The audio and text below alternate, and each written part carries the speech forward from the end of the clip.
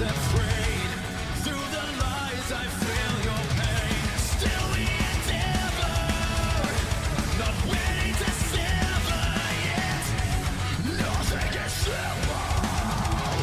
It's not what it seems when we open our eyes. Begin to question, do we really deserve this? Passing time as we so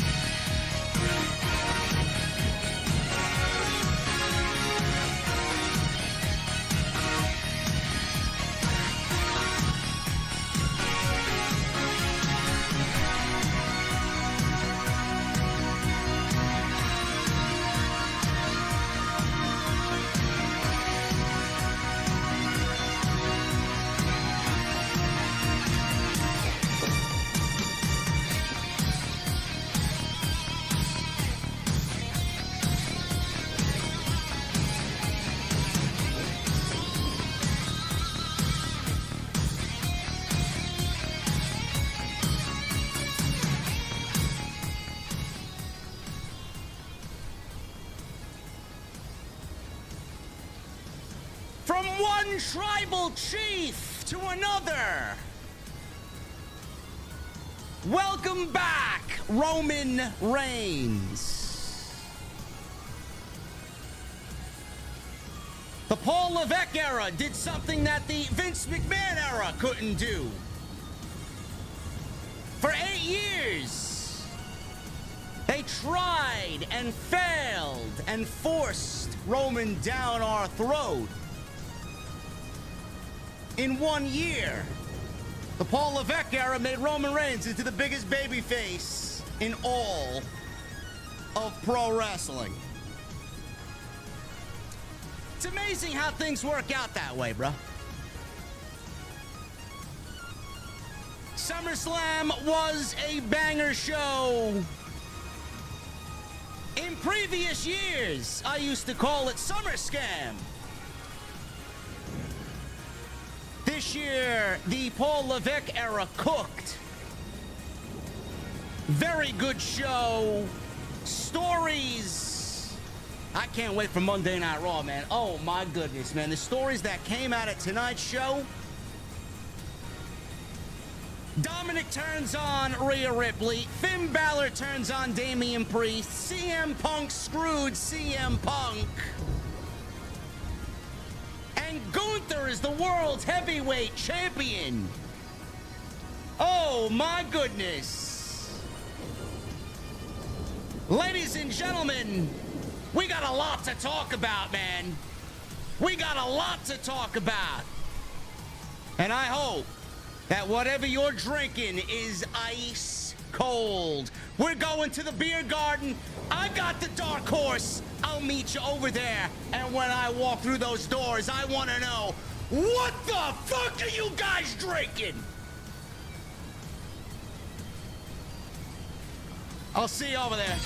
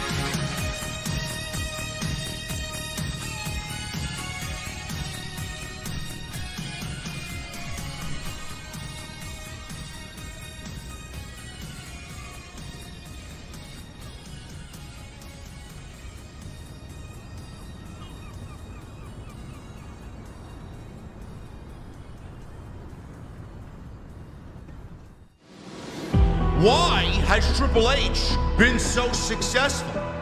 Why is Triple H running WWE better than Vince McMahon and Bruce Pritchard on Monday and Friday night? Long-term booking.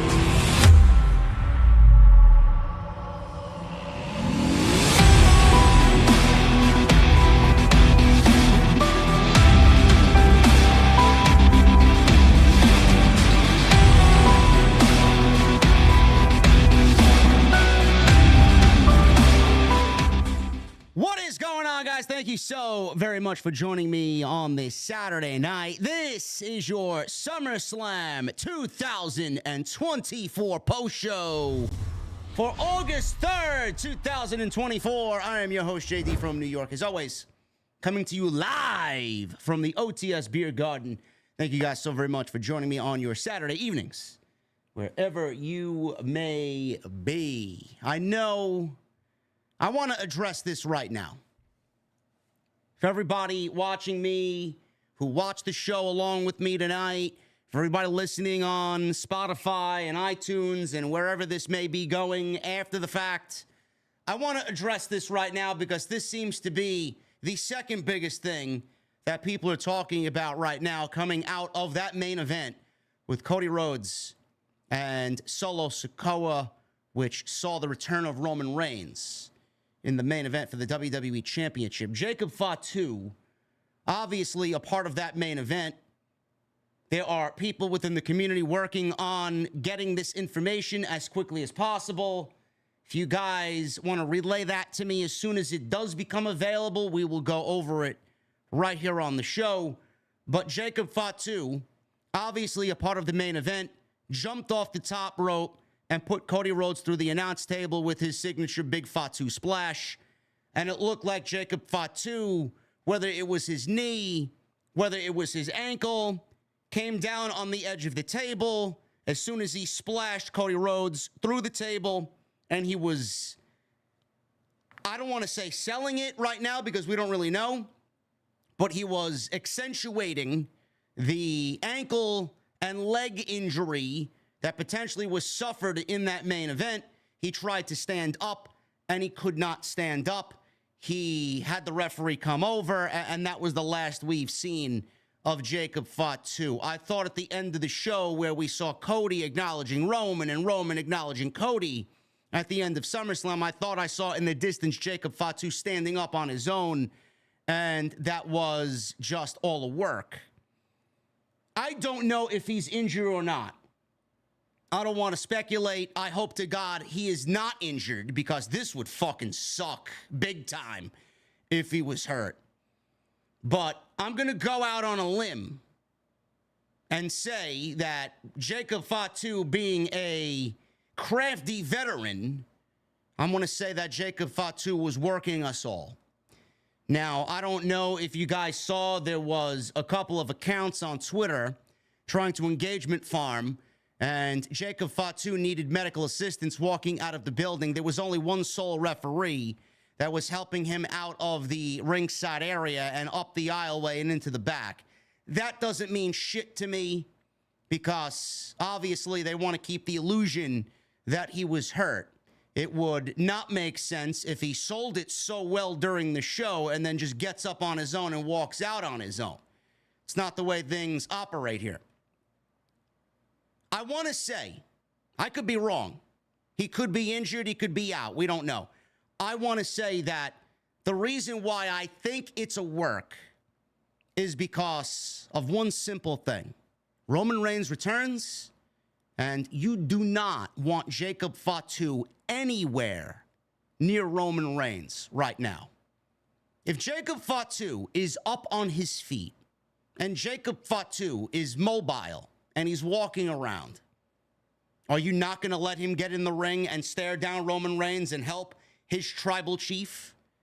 So I want to say that it was all a work because with him down and him selling an ankle injury, he can't get up and stare down Roman Reigns. He can't get in that ring and face-to-face with Roman Reigns. And why would you want to give that away? Why would you want that moment tonight when the moment tonight is Roman helping Cody and sticking it to the fake tribal chief in Solo Sikoa? I don't know how you guys feel. I'm not giving away a stare down or a face-to-face with Jacob Fatu and Roman Reigns tonight. Just the way that I see it. So we will keep our eyes peeled for any news on Jacob Fatu. I know this is a big deal, and I wanted to get this out there immediately before anybody else kind of comes up with their own conclusions or their own opinions.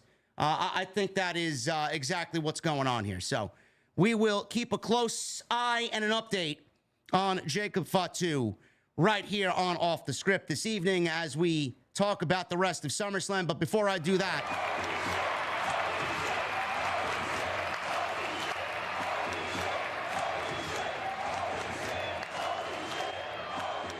my guy David Thiering with a $100 super chat. He walks on in, he goes right to the bar, and he orders everybody a fucking drink. My guy David Thiering. Thank you, brother. What's up, JD? Oh, my God, that SummerSlam was something, wasn't it? A very newsworthy one, in my opinion. Roman coming back is desperately needed, and I sure as heck hope Jacob Fatu isn't seriously hurt. Can't wait to see what comes next. Hashtag thank you, Roman. Hashtag OTS for life.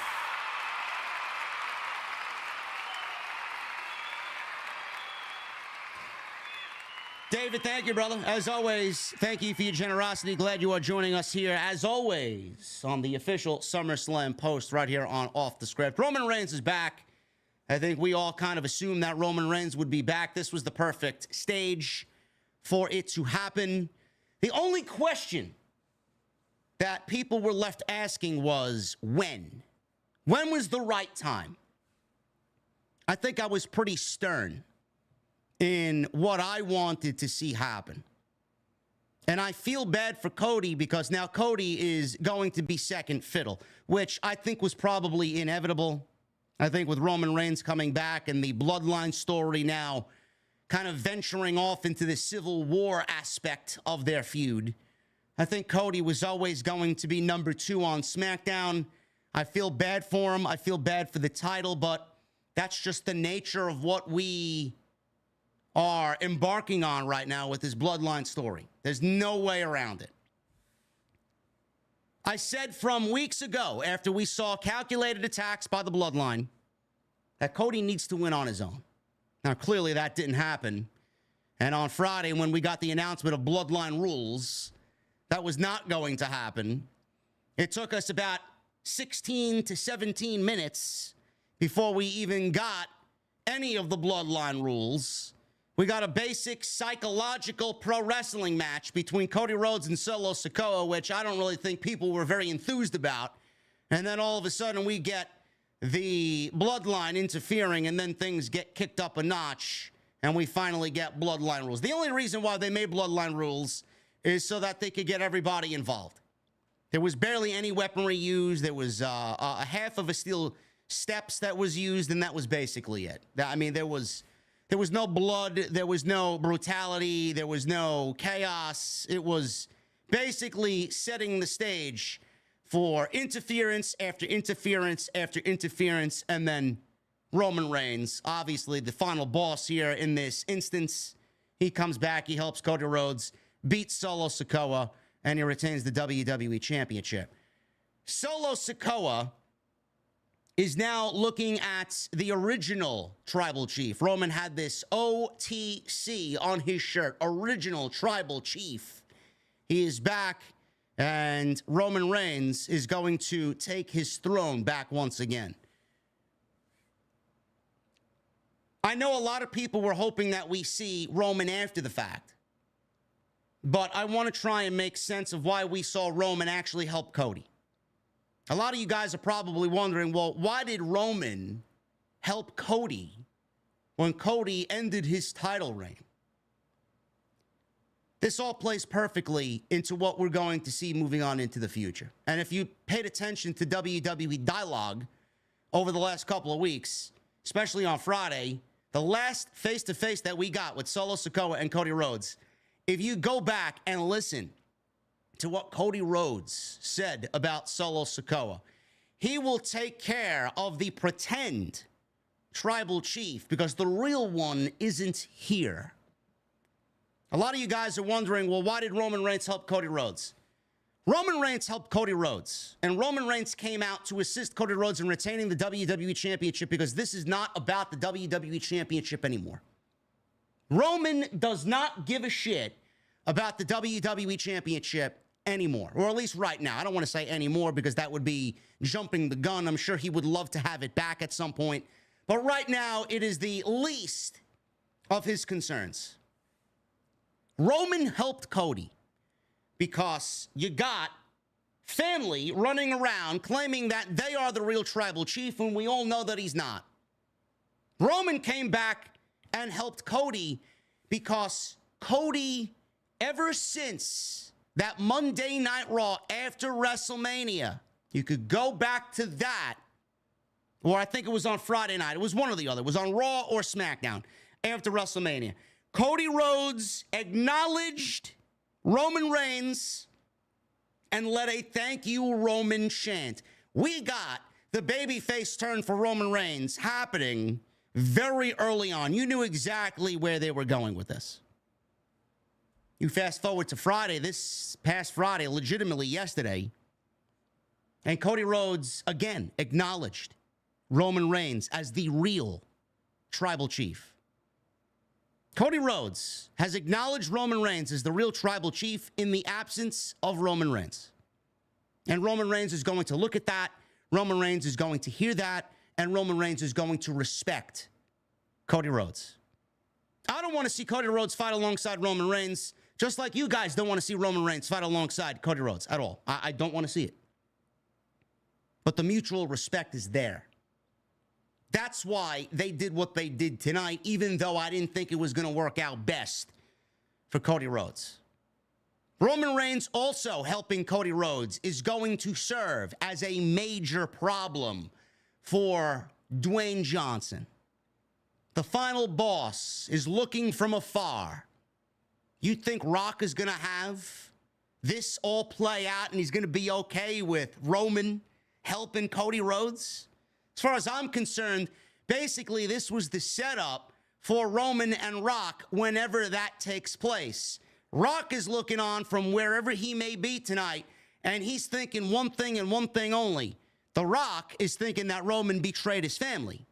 Because the last time we saw The Rock in the ring, he was looking at Cody Rhodes, and he was eyeing that WWE Championship.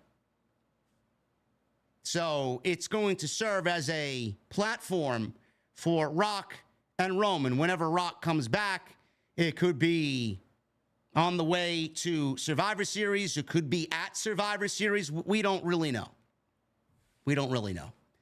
But they did what they did tonight because it is going to serve as the next chapter in the Bloodline Civil War. And Roman Reigns has returned as the biggest babyface in the company. Paul Levesque and the Paul Levesque era have made Roman Reigns into the biggest babyface that WWE could have possibly ever given us. Vince could never. The way Vince was going about it, it would have never happened, and it would have never come off the way that it did. For 7 years, we were given Roman Reigns, and I was the leader of the anti-Roman Reigns agenda, all because of the creative, not because of Roman and what we thought of Roman. It was because of the creative, always about the creative. They forced him down our throat. They basically wanted him to be the next John Cena, the next Hulk Hogan, and it was never working out that way. The fans revolted because of the forced agenda. People saw right through it. Nobody wanted to get behind that version of Roman Reigns. This version of Roman Reigns is natural. This version of Roman Reigns is real. This version of Roman Reigns is Joe Anoa'i. It's basically what it is. Again, we saw through that. We see through this. We didn't like that. We love this. We didn't want that Roman on television. We couldn't wait for Roman to get back to television with what we got tonight. So I love it. I thought what they did as far as the return goes was perfect. I did say that I would like to see Cody win on his own. He did have help from Kevin Owens. He did have help from Randy Orton. He did have help from Roman Reigns. We didn't see Jimmy. We didn't see Jay. I guess they're waiting for, a little bit longer to get them back together. That's the next story. Because that's going to be the next story. That's going to be the next couple of pages in this current chapter that we're on. One chapter closed tonight. The next chapter is about to be read. Roman Reigns now needs to get the original crew back together. Whether that includes the original bloodline of Jimmy, Jay, and Sami, I don't know. But Jimmy and Jay are definitely going to be alongside Roman Reigns in this bloodline civil war. No doubt about it. And that's the next chapter. That is the next cinema that we'll be watching on Friday night. How Roman goes about getting Jay and getting Jimmy back on the same page, and how he's going to present himself in a way where they trust him and he trusts them. That's going to be something to see play out. And keep in mind, Roman is a free agent. Roman is a free agent. He's not tied to any brand. More than likely, he will be on SmackDown because that's where the bloodline resides. But he is going to go over to Monday Night Raw because that's where Jay is. We don't know how he's going to go about getting Jay back to SmackDown. We don't know if Roman's going to show up and maybe facilitate a trade for Monday Night Raw and SmackDown, we don't know. But keep that in mind. He is a free agent. So if he wants to show up and go seek out Jey Uso, he very well could do that. So just keep that in mind. Again, I enjoyed what they did tonight as far as that aspect. The match itself, I wasn't crazy about the match. It wasn't bad by any stretch of the imagination. I thought they worked their ass off. But for a Bloodline Rules match, and the Bloodline Rules only coming into effect to serve for Kevin Owens and Randy Orton and Tama Tonga and Tangaloa and Jacob Fatu and then Roman Reigns. I mean, it's kind of lame. Kind of lame. But they accomplished what they needed to. Roman's back, and we await Friday because when he is back and a microphone is in his hand, I can't wait to see what he says about what has transpired coming out of WrestleMania. All these months, April, May, June, July, now we're in August. 4 months of Roman being absent and Solo Sikoa basically taking over Friday night. While he was gone, what does Roman have to say? I mean, if I don't see anger emanating from Roman Reigns on Friday, I don't know what we're doing. So I'm very much looking forward to that on Friday night. The other big match that was heavily promoted and given a lot of time to marinate was CM Punk and Drew McIntyre.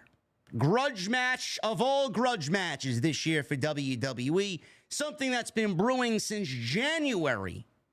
Not because WWE had planned this, but since January because of CM Punk touring his pec and being out for 6 months. WWE looked into this feud and just went along for the ride with CM Punk injured. It was supposed to be Punk and Rollins. Who knows where Punk would be if he didn't get hurt? Who knows where Rollins would be if all of this didn't go down? Who knows where the World Championship would be right now if Punk, Rollins, and the World Championship didn't go up in limbo going into WrestleMania? McIntyre played it up, and that was the focus.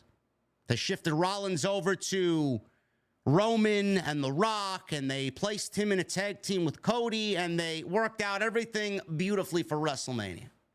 CM Punk was injured. Drew McIntyre wrestled Seth Rollins. He won the World Championship. He lost the World Championship. Damian Priest walked out of WrestleMania with the World Championship. We just kept this story snowballing week over week, month after month, until CM Punk got back to 100%. McIntyre got injured along the way, but that didn't stop the WWE momentum for this feud. They kept it going. They did a beautiful job. And when both guys were getting back on the same page and nearing 100% health, WWE picked up the pieces beautifully. I was very much looking forward to this match. Where you go and dwell on social media, there will be, and I said as much on Monday, I said as much on Tuesday with the Solid Monster on Tuesday Night Titans, episode 59. CM Punk was going to have a massive microscope under everything he did tonight. And that's exactly what I saw on social media. I saw the murmurs of this story is terrible. CM Punk is gassed. CM Punk look awful. This match is god awful. You know, whatever people were saying. There was a lot of hate aimed at CM Punk tonight for whatever reason. And a lot of those people are just salty that CM Punk left the other place, came to the enemy team, and now is playing very well for WWE. So I don't really take those people's opinions at face value. I honestly just block all of that shit. I don't want it anywhere near my timeline on social media. Those people don't know a goddamn fucking thing. Now, the match itself, was it the barn burner, fucking just blood feud that we all expected it to be? No. No, it wasn't. It wasn't this hellacious fucking just knee-deep in hatred. I didn't get a sense of that. And Seth Rollins getting thrown into the whole puzzle here as special guest referee kind of held both of these guys back because they had that story of Rollins needing to be told. Rollins doesn't like McIntyre. Rollins doesn't like Punk. And I thought what they did throughout the duration of this match tonight, I thought they actually booked everything perfectly. The callbacks to 1997 SummerSlam between Bret the Hitman Hart and The Undertaker were palpable. You just physically, I basically was watching, aspects of that match in 1997 play out right here between all three of these guys in 2024. And I love that match. I love that match. That match, to me, I hold near and dear to my heart.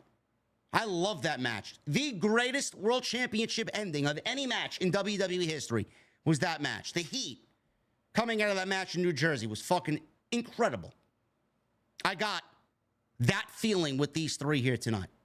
Was it exactly that? No. But the callbacks were great. The way McIntyre won was perfect. CM Punk screwed CM Punk. He could not calm his emotions for one reason and one reason only. The bracelet that Drew McIntyre took. The bracelet, the 5-cent bracelet.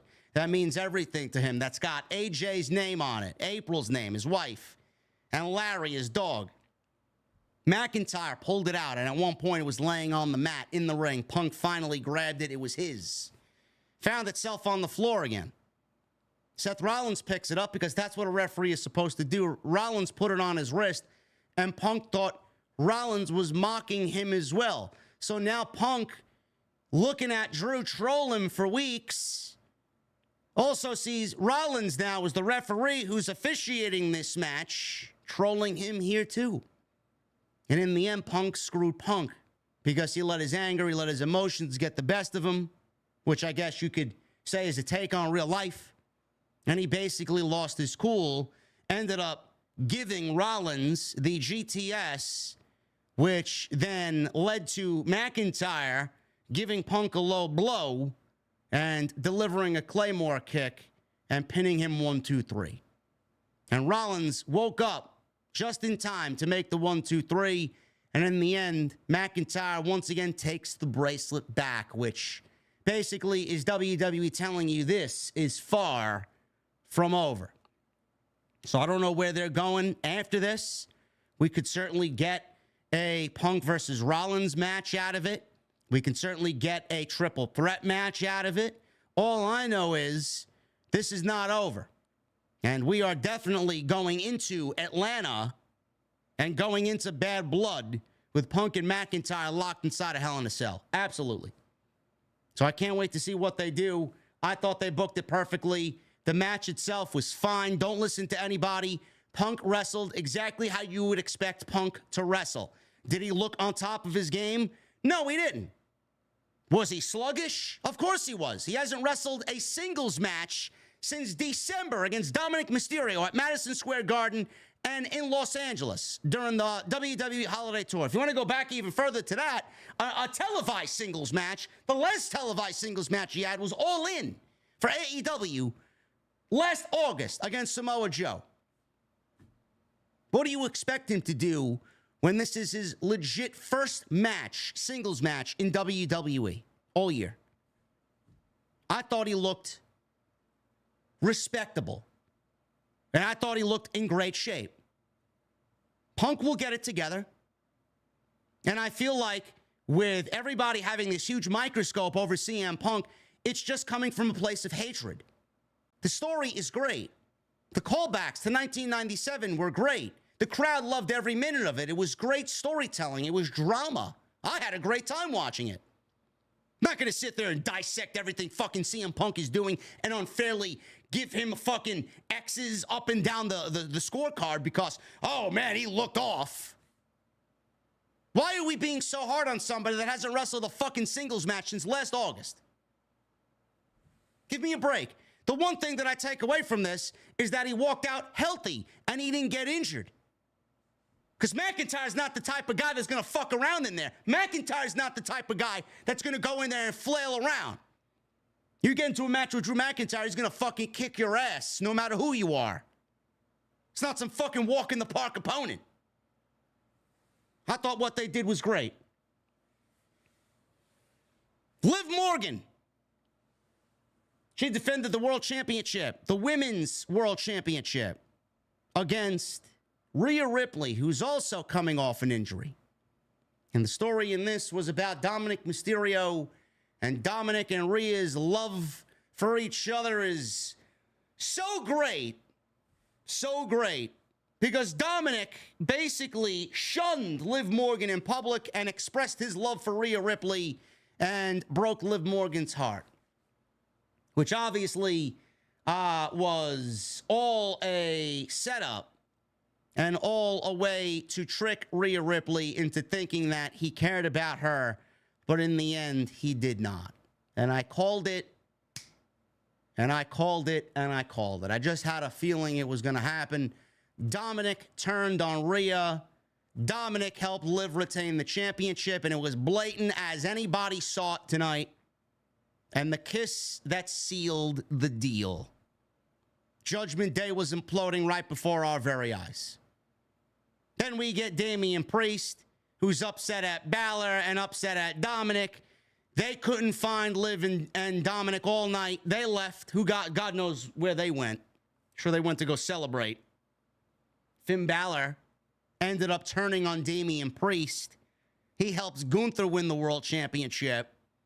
And Judgment Day is looking very different going on into Monday.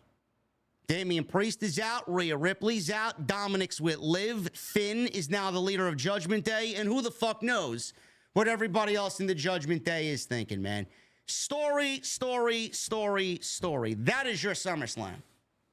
Coming out of it, I asked for one thing and one thing only. These stories got to be taken up several notches. The excitement level needs to be kicked up a notch. They did exactly that tonight, and SummerSlam to me was a thumbs up show, no matter how you look at it. If you didn't think so, I'm going to need you to open your fucking eyes and go back and rewatch, because clearly you didn't watch the same show that we did. We're going to get into the breakdown of all this tonight. I want to talk to you guys for a little bit. We got 4,700 people in here. Thank you so very much for all your supports. I love you guys. Thank you guys for hanging out with me on this Saturday night. Just a quick check as to what is going on in the pro wrestling space. We are the #1 live stream in the entire IWC right now. Thank you guys for all your support. My first SummerSlam post show was in August of 2013. This is my 11th SummerSlam post show for you guys.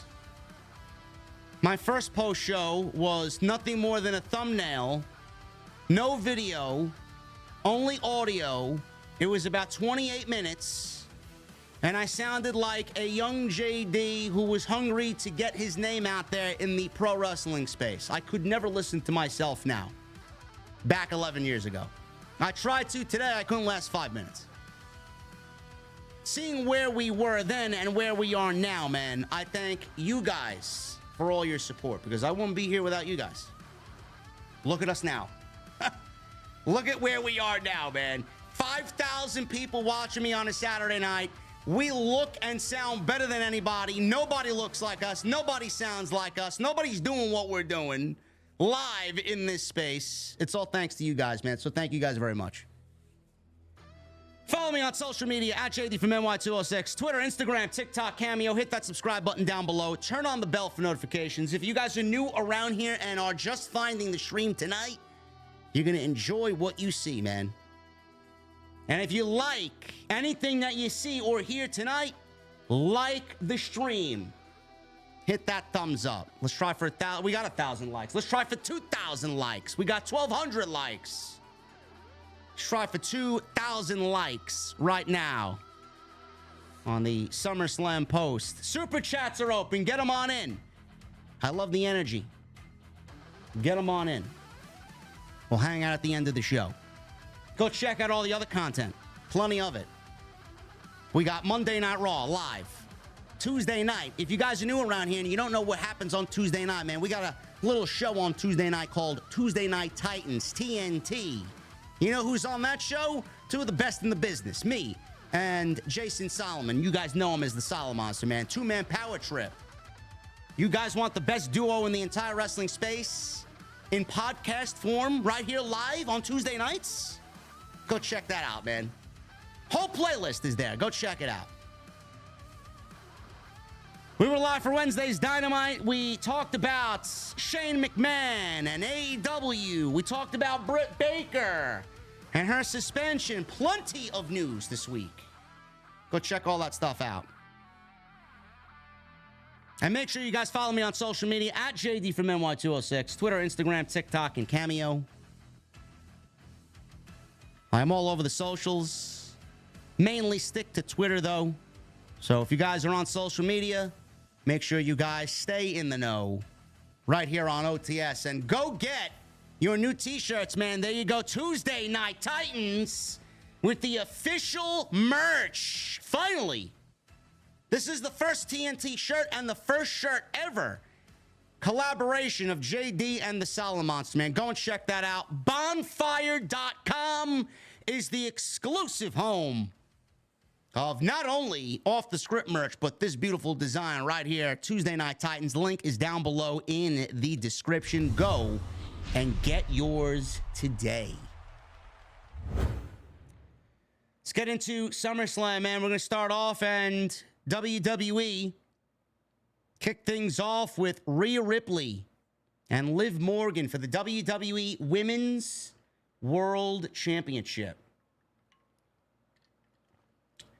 The Scorpio Files says in the chat, Triple H says Fatu's foot hurts. Triple H said Fatu is banged up and they'll check him out. All right. That doesn't mean he's going to be out for like 6 to 12 months. He's banged up. We'll see what happens. Well, wait, I don't want to make this a doom and gloom situation because I know how everybody is highly anticipating Jacob Fatu's WWE run, and we don't want that to be stalled with a high-risk move that really shouldn't have been done because we've seen it how many fucking times already. So we'll keep an eye on that. Liv Morgan and Rhea Ripley, WWE Women's World Championship. Dominic and Rhea were very, very lovey-dovey coming out here.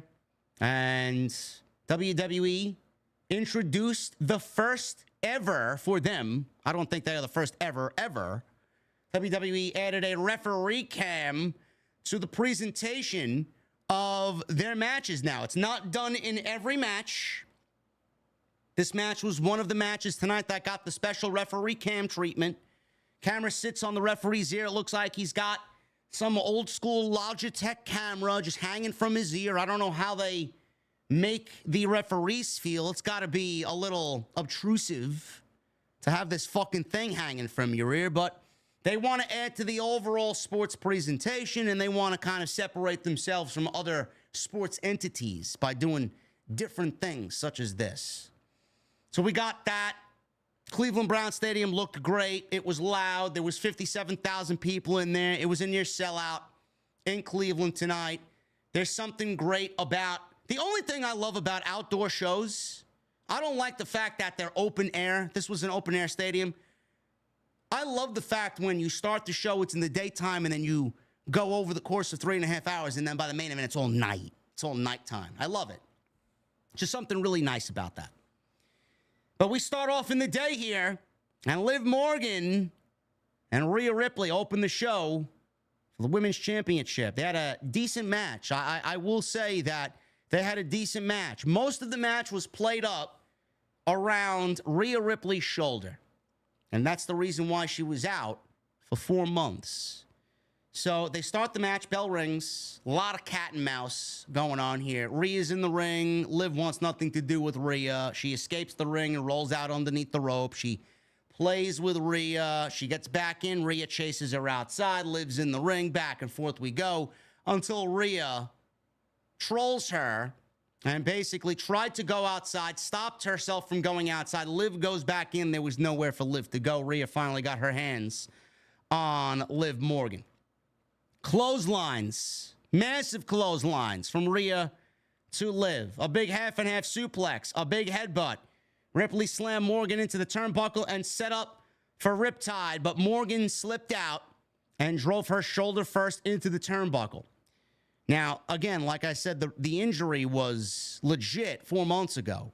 I don't know where exactly it came. I don't know if Rhea smashed into the backstage wall and then it hurt her shoulder, or it was the chair that Liv threw at Rhea, which caused her injury. I don't know.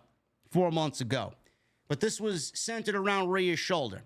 She goes into the turnbuckle shoulder first, and she starts wincing in pain. She starts screaming out, "It's out, it's out, it's out."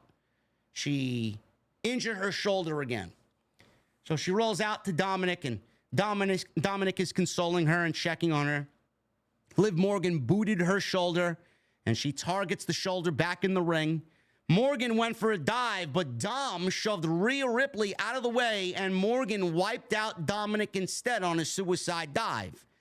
So Rhea Ripley sees this as an opportunity because she doesn't want to seem weak to Liv or weak to Dominic. She takes her shoulder and starts smashing her shoulder into the commentary table. And she popped her shoulder back in, quote unquote. So she's back in the match, and her shoulder is popped back in place. That's the story. She wasn't really hurt, but that's the story. Ripley starts making a comeback, and she's continuing to sell her now tender shoulder. Ripley went for a riptide, but Morgan reversed it into a beautiful DDT, spiked Rhea right on the top of her head for a 2 count. Rhea Ripley applied a standing cloverleaf, which she calls the prism lock, but it wasn't all the way applied because basically she was using her good hand, her good arm, and her good shoulder. And the bad shoulder, there was not a lot of pressure. It was almost half the pressure. At this point, Corey Graves said, "I've never seen anybody in WWE wrestle successfully with one arm and win a match with one arm." I don't know. I mean, one of the most storied one-armed matches in WWE history was Cody Rhodes entering a Hell in the Cell match with Seth Rollins, and he had use of only one arm because of a torn fucking pec. Come on, man. Love Corey Graves, but what a ridiculous thing to say when one of the most outrageous visuals in WWE history is Cody Rhodes basically wrestling with one fucking arm against Seth Rollins inside a Hell in a Cell. Come on. So Ripley's got this prism lock, and Morgan used her legs to yank Ripley shoulder first again into the turnbuckle. Spot didn't look all that good. It looked like Rhea kind of flailed into the turnbuckle. Not a lot of impact on the shoulder spot. Morgan followed with a crucifix bomb. That looked good, and she got a 2 count out of it. Rhea Ripley hit a one-arm power bomb on Liv. She gets her own cover, gets a 2 count. Ripley was still favoring her shoulder. She repeatedly rammed it against the turnbuckle to once again pop it back into place. Morgan all of a sudden brings in a steel chair. And Morgan at this point, she was getting frustrated with Rhea Ripley. She was looking at any chance she could get to maybe end this thing. She would have taken a disqualification because she would have retained the championship. So she brought the chair in. Ripley booted her and hit a riptide.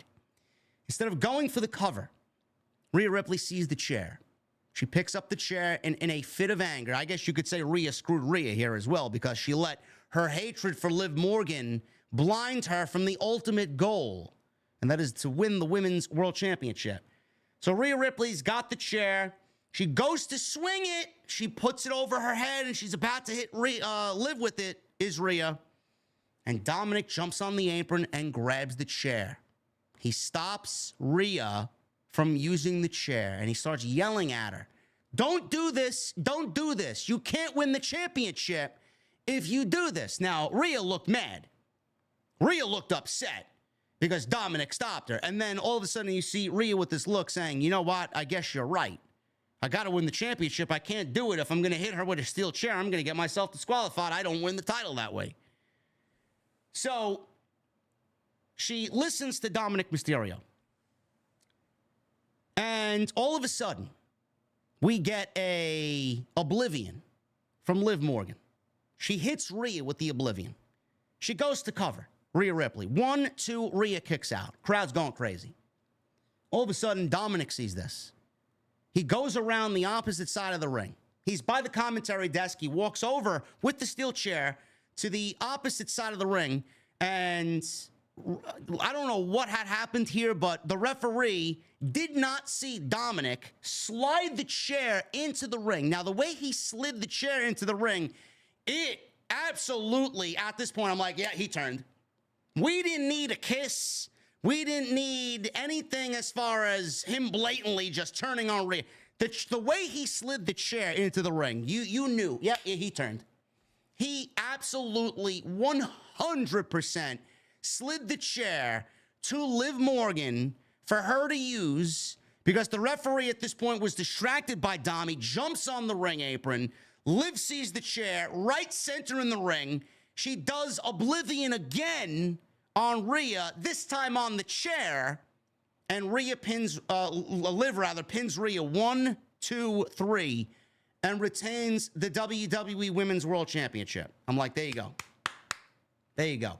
Dominic turned on Rhea Ripley. And if you need any more concrete evidence, we got Dominic smiling, smirking at his nasty, dirty work, dirty Dom. He goes over to Liv at the end of the match. Rhea's just getting up. She sees this. Dominic takes his hands and kisses Liv Morgan right in the aisleway, and they walk out hand in hand, and Rhea Ripley heartbroken at SummerSlam. This was fantastic. Absolutely fucking great. The match itself was fine. The match itself was adequate. I'm not expecting a fucking Bret Hart classic. I'm not expecting a Bret Hart Mr. Perfect SummerSlam classic between Rhea Ripley and Liv Morgan. It was the story that was going to take over everybody's, expectations here. How's the story going to move on into Monday and beyond Monday, going into Berlin and going into Bad Blood? They did it, and it was fucking beautiful. I told you guys for weeks, I just feel Dominic is going to turn on Rhea Ripley. It would have made no sense for Dominic to inadvertently cost Rhea the championship and Liv retain and then pretend like, oh my God, what did I do? And us thinking, did he really do it on purpose or did he fuck up? We saw that how many times this year already? We saw that with Rey Mysterio and Santos Escobar and Logan Paul earlier in the year. We don't need to see that again. I'm glad they didn't go that route. I'm glad that they said, you know what? Dominic's turning. He's going to kiss Liv, and it's going to be blatant, and you're going to know it immediately. That's what they needed to do, and that's exactly what they did. And I'm here for it. Everybody, Dominic got booed out of the building. Liv Morgan is going to be extra fucking heelish, and the heel heat she's going to get now is going to be tremendous come Monday. Everybody is going to be on Rhea Ripley's side. Rhea is going to be the biggest babyface in the women's division since Becky Lynch. And Becky needed her face broken to get to that point. Here we got, and that was by accident. Now we got actual storytelling, and look at how over Rhea Ripley is, man. A woman scorned, looking for revenge on an ex-boyfriend that broke her heart, man. That's relatable, number one. Number two, Liv is going to die. And that championship is coming right back to Rhea Ripley. It would have made no sense for Rhea to get the championship right now because that would have subsequently ended the storyline. That would have ended the storyline. Where do you go from there if Rhea Ripley wins the championship? Rhea is going to continue to chase. She's not going to win it in Berlin. This is going to go into Bad Blood. It's going to be in Atlanta, October 5th. And I would not be surprised if they put these two women inside a Hell in a Cell. I don't want to see more than one Hell in a Cell, but if you need to do two, I would be okay with seeing Punk McIntyre and Rhea and Liv inside a Hell in a Cell. Two is fine. Both feuds obviously are going to be calling for it.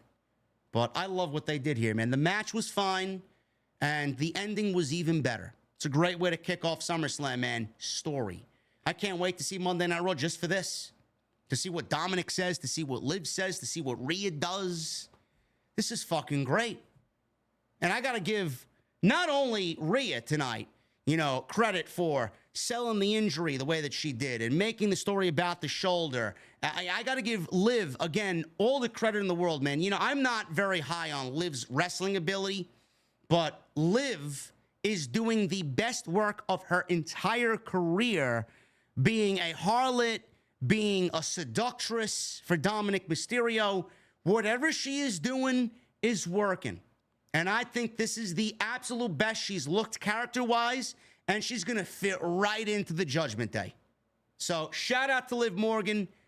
She's been absolutely on fire with the character work that she's done, man. So I'm loving this. I thought this was a great start to SummerSlam. The match was decent.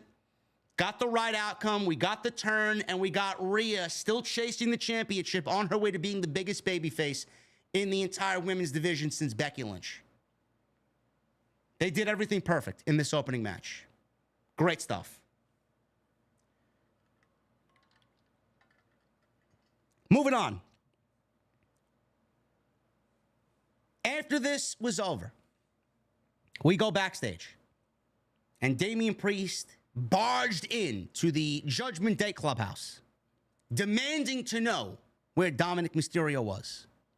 He put his hands on Finn Balor, and he asked if he knew this was coming. Do you know anything about this? Finn did not. He said he did not, but he knew. He knew. Balor was offended that Damian Priest would blame him for this, and he said, no, I didn't know. They talked Priest down. He was hot.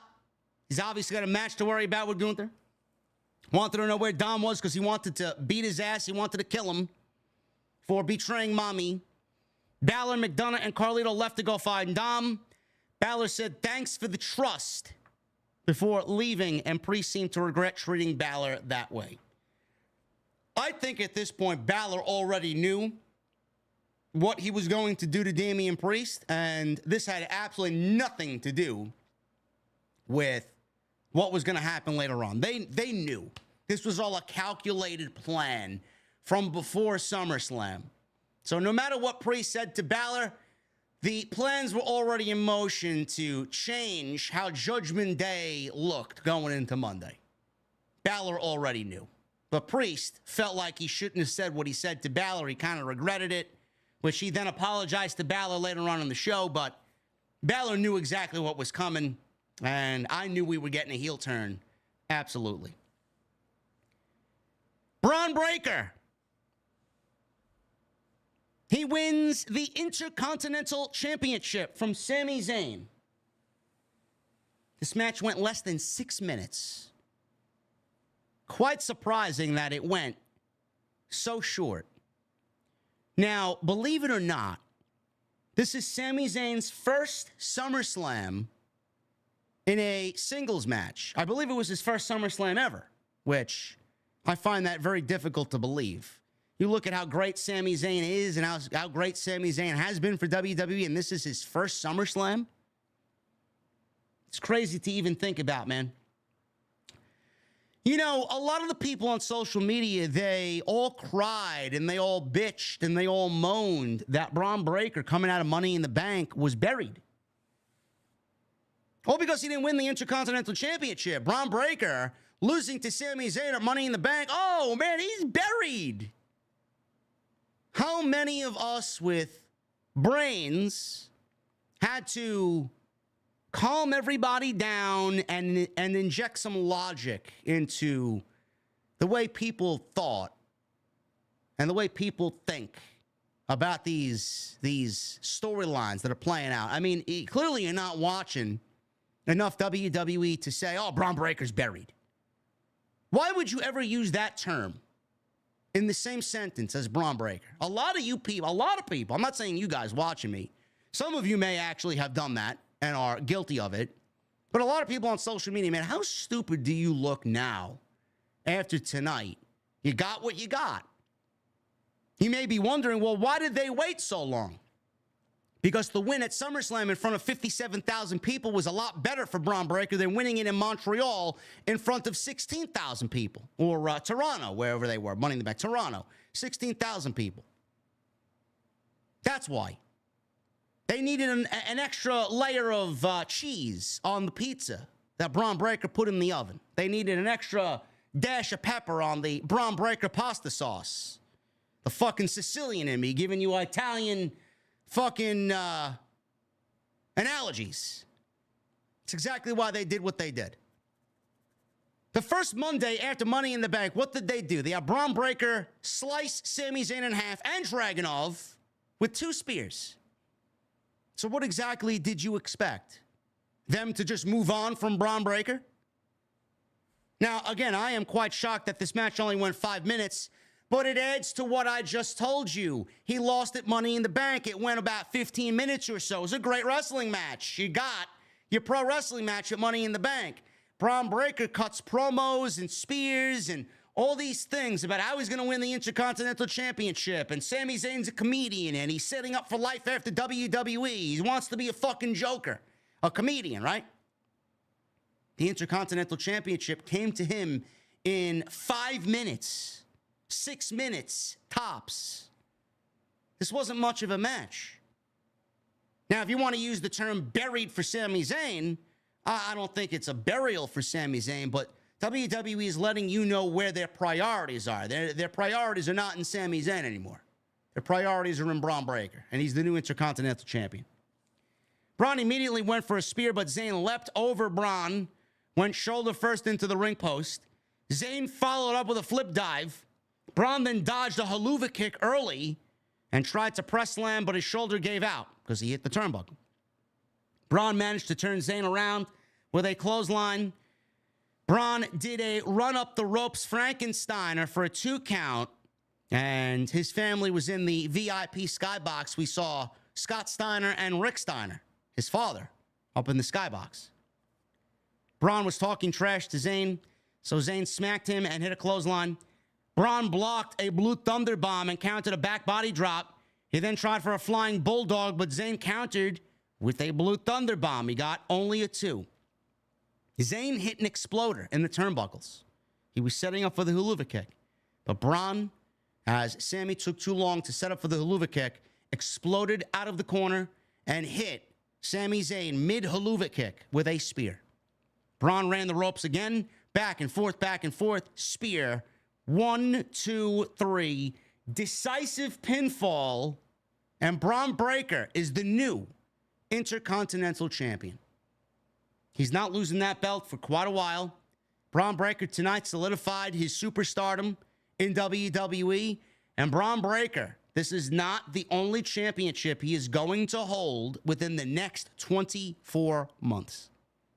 I'm telling you right now, Bron Breakker will be a world heavyweight champion in 2 years, tops. He solidified his status in the company tonight. So all the people that said, oh, Bron Breakker's buried. Bron Breakker was buried at Money in the Bank. You clearly don't know a fucking thing. Bron Breakker's been in the WWE developmental system, and on day 1, I said, who the fuck is this guy?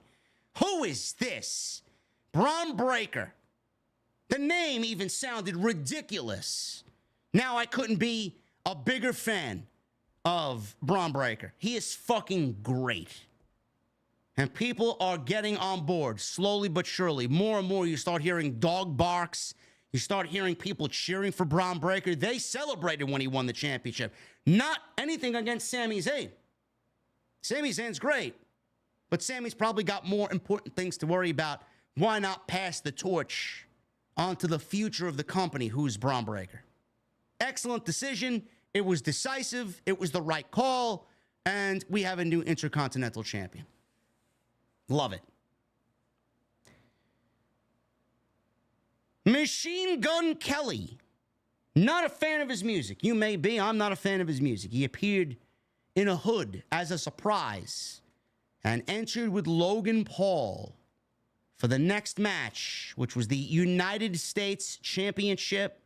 LA Knight trying to win his first singles championship in WWE. LA Knight arrived backstage in Logan Paul's Prime Energy tank or truck or whatever you want to call it. Knight says, the window on the truck, I could barely see out of it. Let me help you with that. So he takes a steel pipe. He starts smashing the window in with a steel pipe. And he shatters the driver's side window. There you go. Sure, Logan Paul makes enough money where he could get that replaced tomorrow. Logan Paul, he gets booed heavily in his hometown. LA Knight makes his entrance. He is as over as anything. Everybody loves LA Knight. Logan Paul attacked LA Knight during his entrance. Knight fought back. Logan Paul spit prime energy drink all in LA Knight's face. LA Knight then comes back. He repeatedly smashed Logan Paul's face against the announce desk and slammed a prime bottle right in Logan's face. Knight then gave Logan a neck breaker on the table, which did not break. It did not break. They were on top of the table, and he delivered a big neck breaker. Did not go through the table. They rolled into the ring, and we finally got the bell to sound, and we start the match officially for the United States Championship. So this definitely went more than 12 minutes. They brawled around the ring for about 3 minutes or so. You're looking at about 15 minutes for the United States Championship. There was a loud "fuck you, Logan" chant in Cleveland. He took control. So LA Knight is on the defensive here. Logan is in control. He throws LA Knight shoulder first into the ring post. LA Knight is fighting back. He repeatedly boots Logan Paul to the sounds of 57,000 yeah from the crowd. Knight hit a Jeff Hardy side effect. And then he hits a step-up diving elbow drop, which looked great. He was on the second turnbuckle. In one fell leap, he jumped backwards to the top turnbuckle and jumps off the top rope with an elbow drop. Guy's impressive. No matter how you look at it, whether you're a fan of him or not, he's very impressive. Logan Paul followed with a springboard clothesline, hit an impressive springboard moonsault to the outside, which I thought, listen, I don't know what you guys thought when I watched this or when you watched this, but I know exactly what I watched. Logan Paul does a turnaround, jump up to the top rope, no hands, moonsault to the outside. He came down on Logan Paul, or on LA Knight rather, did Logan Paul. I thought he tore a fucking knee. I thought he tore a ligament in his knee. The way he just bent his knee coming down off the top rope, doing the moonsault, I thought he was hurt. Every time I cringe when I see shit like that. He was all right. He was all right. He got right back up, and the match continued. So Logan Paul followed with a right hand for a near fall in the ring. Logan Paul goes up to the top. LA Knight leapt onto the top rope like he usually does, man. Jumps right up to the top rope to deliver his superplex. He delivered a superplex. All right. I don't know what the fuck happened here, man. I don't know if this was done by design or if he struggled with Logan Paul up on his shoulder in the suplex position where he couldn't get him up over all the way. But man, oh man, when LA Knight jumped up to the top rope like he usually does for his superplex, he didn't get Logan Paul over in a vertical suplex. He came down with a brainbuster right on Logan's neck. I thought that was it. I thought Logan was hurt on the fucking moonsault. Then we get that spot. I thought Logan was dead after that shit, man. I thought he had a broken back, a broken neck, broken shoulder, torn ligament. I don't know what the fuck was going on. Two brutal moves here. He only got a near fall out of it, did LA Knight. Logan Paul gets back up. He rakes the eyes, which the referee did not see. LA Knight comes back with a baseball slide through the ropes to the outside. Logan Paul lands against the barricade right in front of his entourage and Machine Gun Kelly sitting ringside. So they're talking trash to LA Knight. They're filming, they're vlogging. One guy, I think Machine Gun Kelly, wanted to take a big prime bottle and smash Logan Paul with it. Obviously, that wasn't going to happen because that would result in a disqualification. So LA Knight yanks a couple of these geeks over the barricade and starts putting the boots to them. Logan Paul comes back, slammed LA Knight right into the steel post. Machine Gun Kelly is standing there, and Logan starts asking Machine Gun Kelly for something. Brass knucks. He's been using the brass knucks as of late. Machine Gun Kelly hands Logan Paul brass knucks, but they were concealed around his neck. He was using them as a necklace. So the referee didn't see this. LA Knight grabs Logan Paul, up to the ring apron. LA Knight gets a face full of brass knucks. So Logan throws them away so the referee doesn't see. He goes for his buckshot lariat. LA Knight ducked the buckshot lariat, hits the BFT, and he gets the 1, 2, 3. So even with the brass knucks, LA Knight overcame it and hits the BFT, pins Logan Paul, and he wins the United States Championship. This was a good match. This was probably LA Knight's best match since Roman Reigns in Saudi Arabia. And I thought this was actually better. I thought what they did together was better. I know Logan Paul might not be the most wanted man in all of social media. I know he may be looked at as, not everybody's favorite as of late for some comments he said on social media this weekend. But take nothing away from him. Logan Paul is fucking great. He continues to excel at this thing we love called pro wrestling. And he goes in there and basically gives everything he has every time he's out there. And you know what? No matter what he does, no matter what he believes in, no matter what he says, I respect the fact that he gets in there, he busts his ass, he doesn't take any shortcuts. He always looks like he is absolutely in a fucking war when he's in there. And I respect the fuck out of that, man. I really do. But one thing was absolutely abundantly clear. The 270 days as United States champion with only 2 title defenses, that shit needs to die. And I'm glad that it died tonight. LA Knight is one hell of a fucking story, man. He is one hell of a story. This guy came over from NWA. Eli Drake comes over to WWE. I didn't know what to think when I was watching NXT at the time. I'm like, this is NXT? LA Knight? We got fucking Eli Drake over here in NXT, man. This is not going to bode well for NXT. Where is my black and gold? I was not a big fan of LA Knight when he first jumped into the scene on NXT. The more we saw him, the more we saw his character work on NXT, the more we saw him in the ring, and he got involved with Cameron Grimes, and they did the whole Ted DiBiase $1 Million Champion thing. You know, I was quickly becoming a fan. I started to see his character work, his charisma, the way he played up to the crowd, the way he accentuates himself. A lot of people wrote him off as like a cosplay of Stone Cold and The Rock. But if you're going to emulate anybody, why not emulate 2 of the greatest of all time? He puts his own spin on it. That's why people love him so much, because they relate.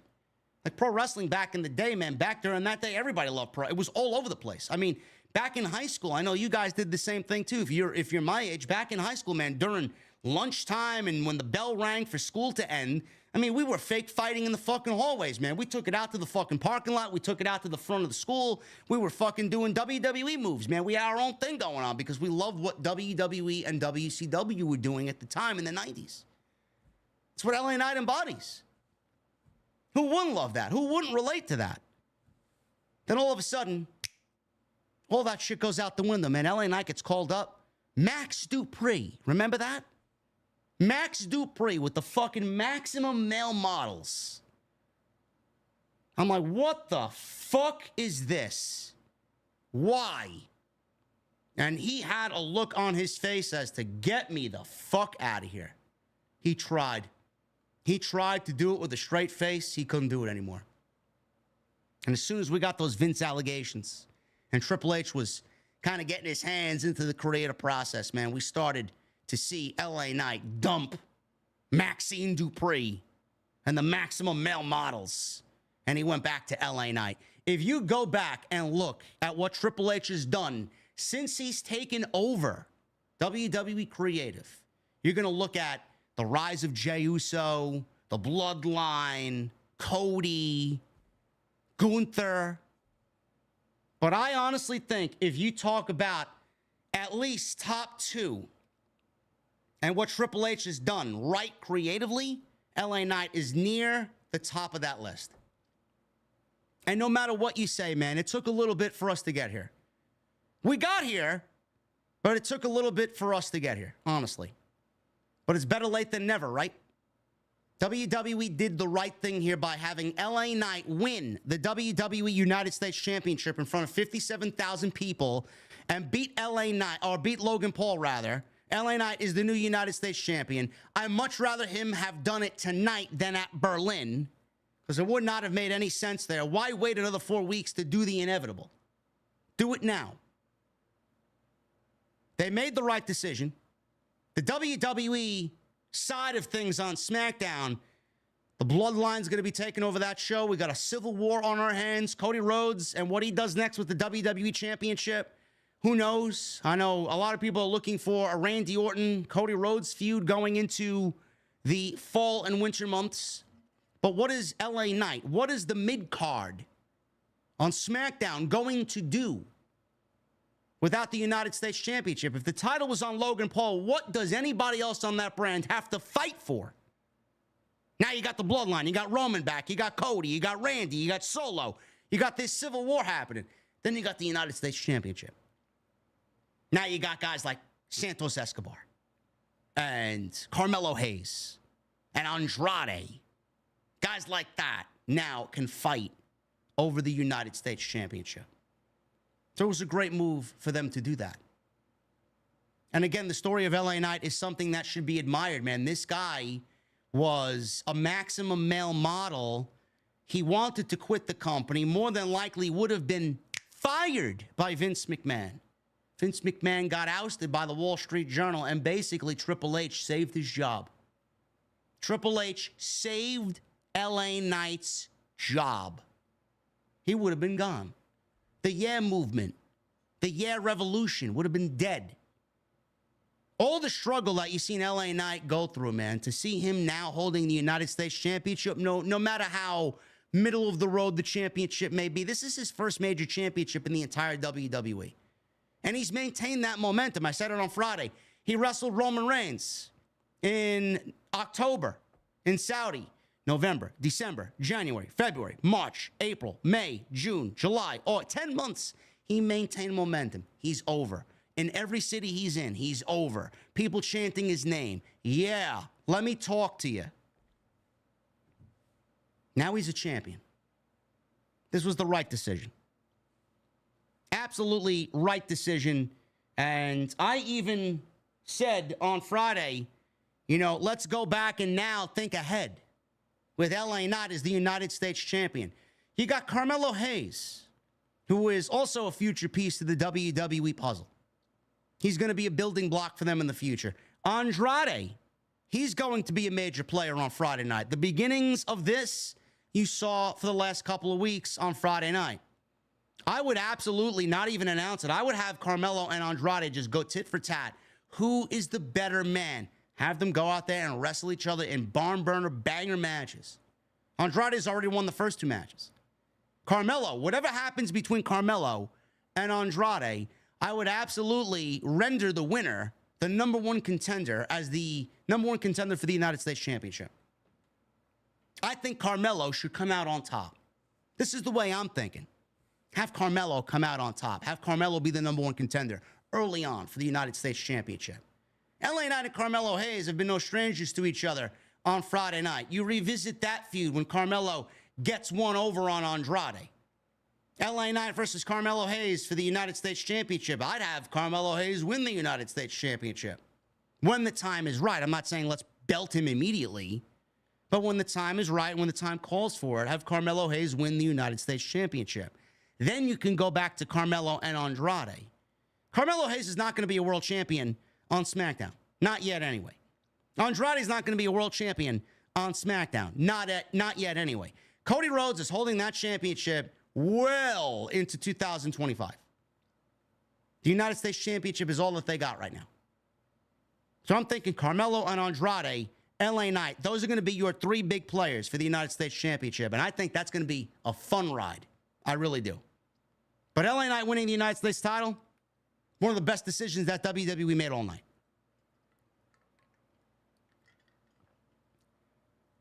We got this Manscaped sponsored segment with Baron Corbin, Apollo Crews, both bald guys, two guys with no hair, Otis, Maxine Dupree, and Akira Tozawa. Cruz used the razor to shave his head. Otis wanted to shave below his belly. Thank God he didn't, because he loves Manscaped products, and that's what they're usually used for. But Otis used this to shave his belly. They got this new multi-razor, electric razor for your head. If you guys are of the bald kind, you could use this to shave your head. Apparently, this is the new item from Manscaped. They had a Manscaped ad. WWE had a lot of ads. They got Valorant ads. They got Manscaped ads. They got Wingstop ads. They got Prime Energy. They got some cell phone service. I mean, the whole mat was littered with fucking advertisements. C4 Energy. WWE's making hand over fist, man. More money than any time ever. It's crazy. Manscaped joining in on the WWE sponsor ads. Nia Jax. She went one-on-one with Bayley. This was for the WWE Women's Championship. Depending on who you talk to, some people enjoyed this match. Some people thought this was a good match. I did not enjoy this match. I was quite bored with this match. I thought that this was the worst match of the entire night. I don't give a shit what anybody says. There was one spot in this match that I actually did like, and it came from Bayley, because Bayley lifted up Nia Jax, who's 3 times the size of Bayley, and powerbombed her off the top rope. That was basically it. Other than that, I thought this match was dull, formulaic, slow. This was like watching paint dry. I was bored out of my fucking mind. And the reason why I did not like this match as much as anything else on the show is because the story coming into it just didn't measure up to everything else that was on the show. I mean, I guess the ladies worked hard. I thought Bayley had a good match with Nia. I mean, this was probably the best Bayley's look since WrestleMania. Not that that's saying much. Nia, I praised Nia more times this year than I've ever had in my entire career. So you can't say that I hate on Nia. I just didn't like this match. I didn't. I was bored. Nia Jax beats Bayley, and she wins the WWE Women's Championship in about 13 minutes. By the way, Bayley's theme music is fucking awful. God, you know, you talk about cringe. Bayley's theme song is fucking god awful. I don't know how. Can anyone please answer me this? I don't know how that resonates with Bayley. What is it?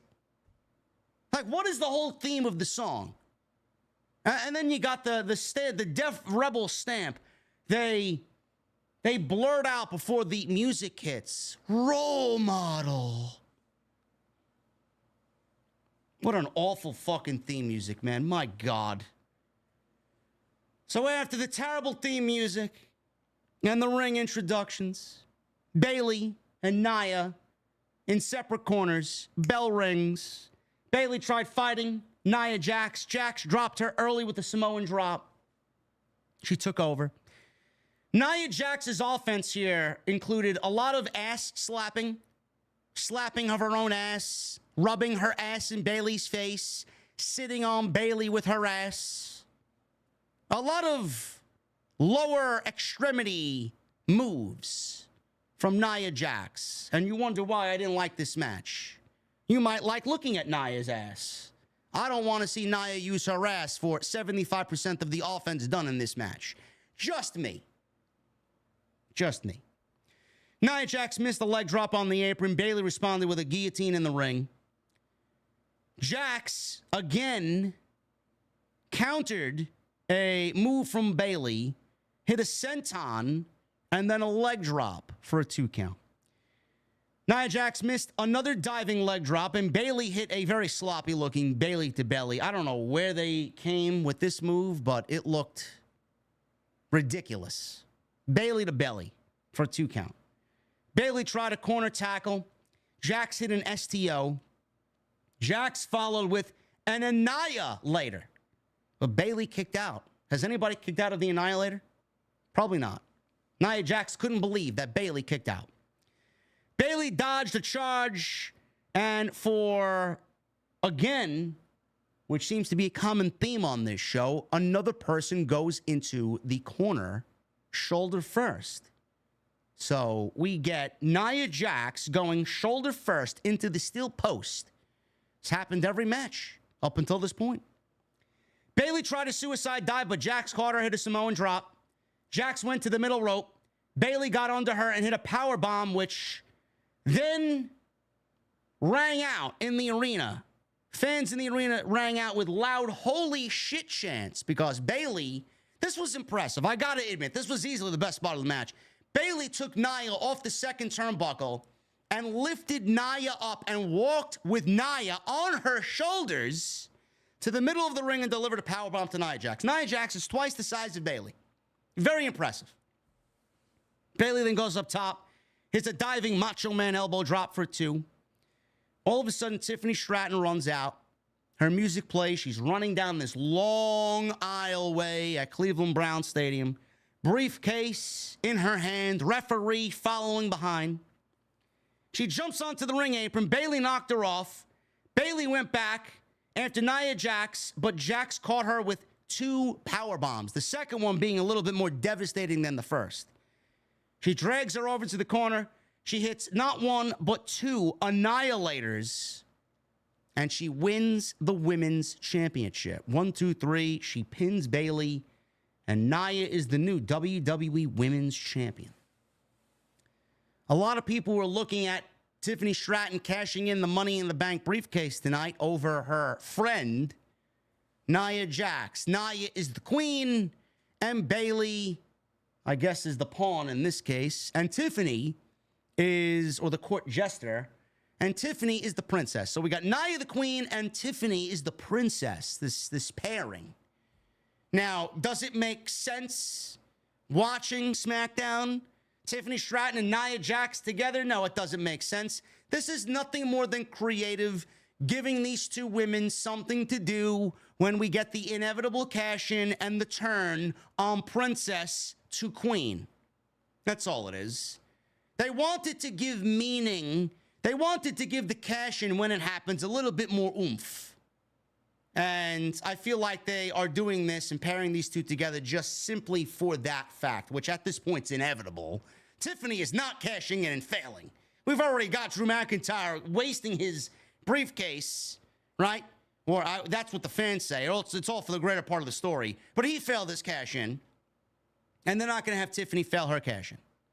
So she's going to end up cashing in successfully when the time is right.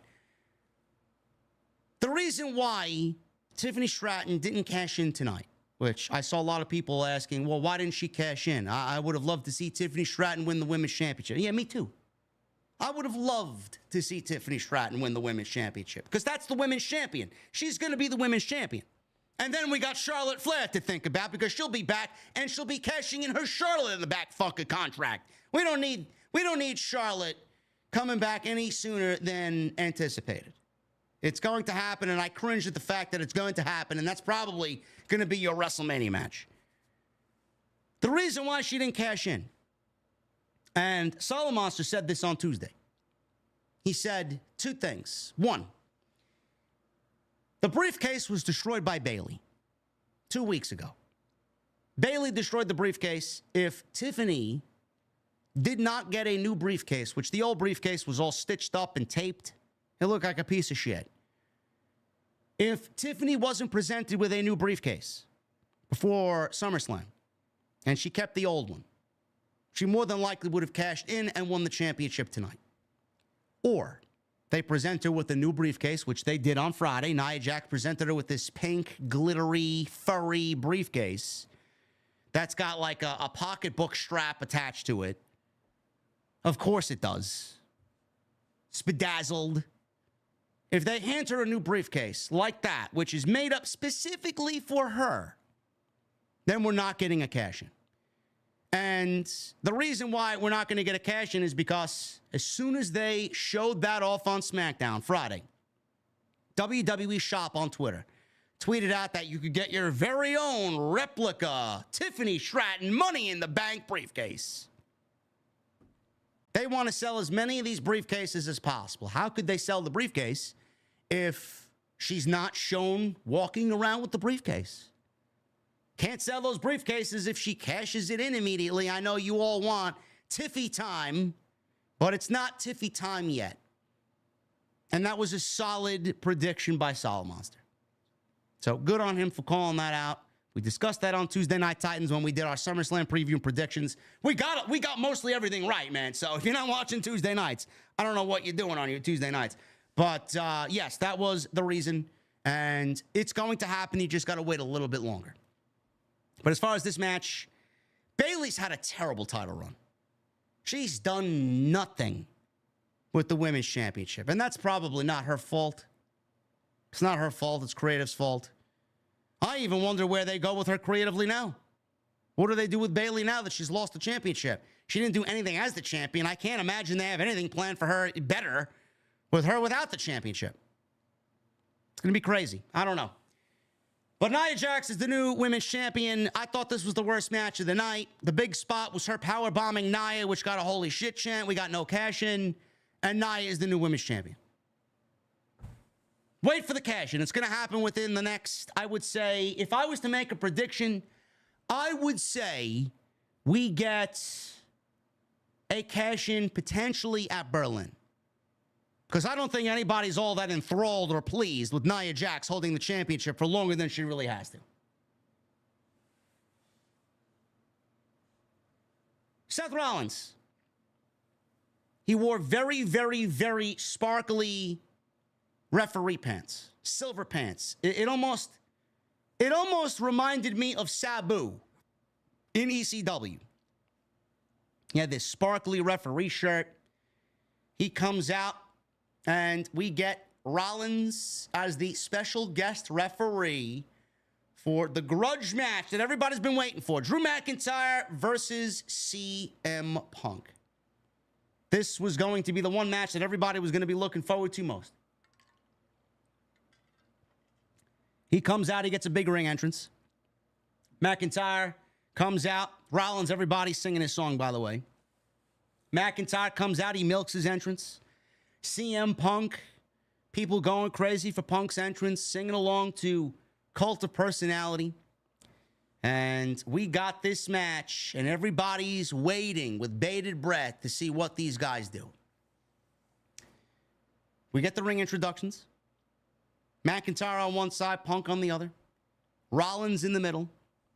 Rollins took a little bit too much time for the referee himself to ring the bell. He eventually plays it up to the crowd. He looks at the crowd. You guys want it? You waited all this time for it. He looks over, ring the bell, and McIntyre Punk immediately meet in the center of the ring, and they start blowing. They start fucking throwing big blows at each other, man. Rights, lefts, rights, lefts. Everybody in the crowd going crazy with excitement to see these guys just absolutely destroying each other. So Punk got the better of it, booted McIntyre into the corner, and he worked Rollins' 5 count, which Rollins got pissed. Rollins got a little angry already because nobody's listening to him. They want to fight. Let them fight. So Rollins pulled him off. McIntyre returned the favor, and again, he didn't want to listen. He pulled McIntyre away from Punk. Punk was then on the offense, and action spilled to the outside. McIntyre gets clotheslined over the top rope. Rollins let them go. He didn't even bother administering a 10 count. He just let them fight, which was great. He said he would do that. I'll count to 10 if I want to count to 10. I won't count at all if I don't want to count. So basically, Rollins keeping his word. So after the clothesline to the outside, both McIntyre and Punk are on the outside, brawling. Punk was in control. McIntyre swept his legs out from under him. And McIntyre swung at Punk repeatedly into the announce table and drove Punk into the steel ring frame. So he did a slingshot underneath the ring, choked out Punk on the ring frame underneath the ring. So we get back into the ring. McIntyre hits a big-time vertical suplex. Punk kicked out before there was even a 1 count. Rollins didn't even get to his knees. He was pointing to his knee. So Rollins trolling these guys, man. He's having a fucking blast out there. He ain't taking this shit seriously at all. So McIntyre goes for a cover on what could have been, a nice 2.5. He didn't even make a fucking cover, this guy. He's the referee. He didn't even get down to his knees to make a count. So Rollins was surprised McIntyre went for an early cover. He didn't even bother going for a cover. McIntyre hits an overhead suplex. Punk kicked out again out of 1. Rollins was very slow administering counts here. McIntyre hit a powerbomb for a 1 count. Sit out powerbomb for a 2 count. So he seems to be inching up there. McIntyre grabbed the chair and advised Rollins to look the other way. I got this steel chair, and I could swing this steel chair and make both of our problems go away, says Drew McIntyre. So Rollins, I thought Rollins was going to allow him to do it, man. We went from no count out to now no DQ. I thought Rollins was just going to let this shit go. So McIntyre goes to swing the chair, and Rollins grabbed it out of his hand at the last second. As soon as he lifted the chair over his shoulder, Rollins pulls the chair back, and I'm like, there it is, man. There it is. A callback to the 1997 SummerSlam between The Undertaker and Bret the Hitman Hart. Shades of 97, said Michael Cole. I love it. Love it. Did the same thing in that match. They went for another 1997 reference. McIntyre shoved Rollins, so Rollins went to hit him with the chair, and he ducked, and he was about to nail CM Punk with the steel chair, but luckily Rollins stopped with the steel chair. He did not blast CM Punk with the chair. He avoided it. Another reference to 1997. Punk used the roll-up, but Rollins was too late making the cover. Rollins is the worst special guest referee of all time. McIntyre went for a Claymore. Punk countered with a kick of his own. Punk did his usual CM Punk comeback. He blew a kiss to Seth Rollins as he sat on the top rope with a diving elbow drop on McIntyre. He goes for recovery, gets a 2 count. CM Punk applied the Anaconda Vice. When was the last time we saw the Anaconda Vice applied in WWE? Broke the hold to retrieve his bracelet. All of a sudden, Punk's bracelet, the one that McIntyre took in Chicago when he beat the shit out of him, left him bloodied in his hometown. His bracelet, all of a sudden, was on the ring mat, and he goes to crawl over to it. Bracelet was dropped. Punk went to go pick it up, but with the extra time that Punk was wasting trying to pick up this bracelet, McIntyre sees this, and he hits a perfect Claymore kick for a near fall. So clearly the bracelet's on the mat again. Punk does not have possession of the bracelet. McIntyre went shoulder first into the ring post. 5th straight match where someone went shoulder first into the ring post. Punk went for the GTS, but upon letting go, he saw Rollins all of a sudden with the bracelet on his wrist. So after the Claymore, the bracelet that Punk had back in his possession, this is his bracelet, it flew out of his hand. Rollins did the right thing. He needed to pick up the debris in the ring. The safety of the performers is in his hands, right? This random object that you could trip over and slip on, he wanted to put it on his bracelet, on his wrist, the bracelet, so it would be away from the performers in the ring. Punk saw this. He had McIntyre up for the win and the GTS. And he saw the bracelet and dropped McIntyre mid-GTS. So Rollins is trying to explain that he was just holding on to it, right? I was just holding on to it. I don't give a fuck about your bracelet. Punk didn't care. Punk thought Rollins was trolling him. He thought he was pushing his buttons. McIntyre comes from behind, blasts Punk from behind, and inadvertently Punk goes into Rollins. Punk hit McIntyre with the GTS. Rollins was out of the ring, so no cover could be made. Rollins got back in, but McIntyre kicked out. So Punk is now angry at Rollins, not only for the bracelet, but for his lack of refereeing ability. So he gets in Rollins' face. He gets in Rollins' face because it was a fucking slow count. He just got blasted to the outside. He's back in. He's doing his best Earl Hebner here with the slow count. Rollins is screaming at him and told him, not everything is about you. Called him an asshole. You heard the whole dialogue back and forth between Punk and Seth Rollins. If your refereeing skills were as good as your pro wrestling ability, we wouldn't be here right now. Or I think he said something along the lines, your refereeing skills are just as bad as your in-ring ability, or something along those lines he uttered to Seth Rollins. Rollins called him an asshole. Not everything's about you. You're selfish. You're self-centered. Nobody wants you here. So Rollins and Punk are getting into it now. He told Punk to focus on McIntyre. This is why you're here, yet you're arguing with me. Go do what you got to do. So Punk dropped him with a GTS. He dropped Seth Rollins with a GTS. Punk looked at Rollins down and said, it's not always about me, but it's never about you. Punk got his bracelet back. He put his bracelet on. McIntyre's watching all this happen. He's standing in the corner of the ring. He punted Punk in the balls with a kick, which basically set up a fucking wide open shot for McIntyre to wait in the corner, hit a Claymore kick, and in another 1997 reference, Shawn Michaels had no choice but to count Bret Hart, the 1, 2, 3, and crown Bret Hart the WWF champion in 1997. If he didn't, he couldn't wrestle in the United States ever again. He reluctantly made the 3 count. He did the 1, the 2, and then he stopped. He looked at Bret, and then he made the 3 count. The same thing. The same way that match ended, this match ended. 3 callbacks to 1997. Claymore kick. McIntyre screamed at Rollins to make the count. 1, 2. He stops his count, mid 2 count. He looks at McIntyre, and he makes the 3 count. Punk goes down in defeat. Rollins stormed off after the match, just like Shawn Michaels stormed off in 1997 because he had no choice.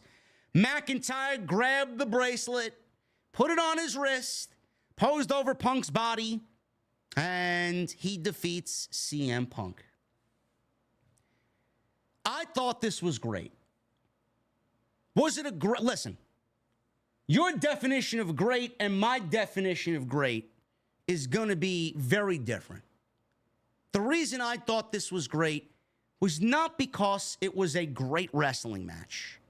They did what they had to do.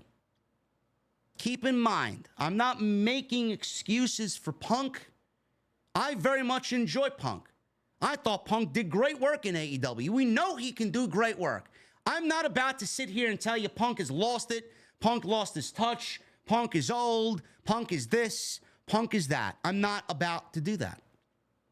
We saw him in there with fucking FTR, MJF, Darby Allin, Jay White, the Bullet Club. I mean, the list goes on. Adam Page, Jon Moxley.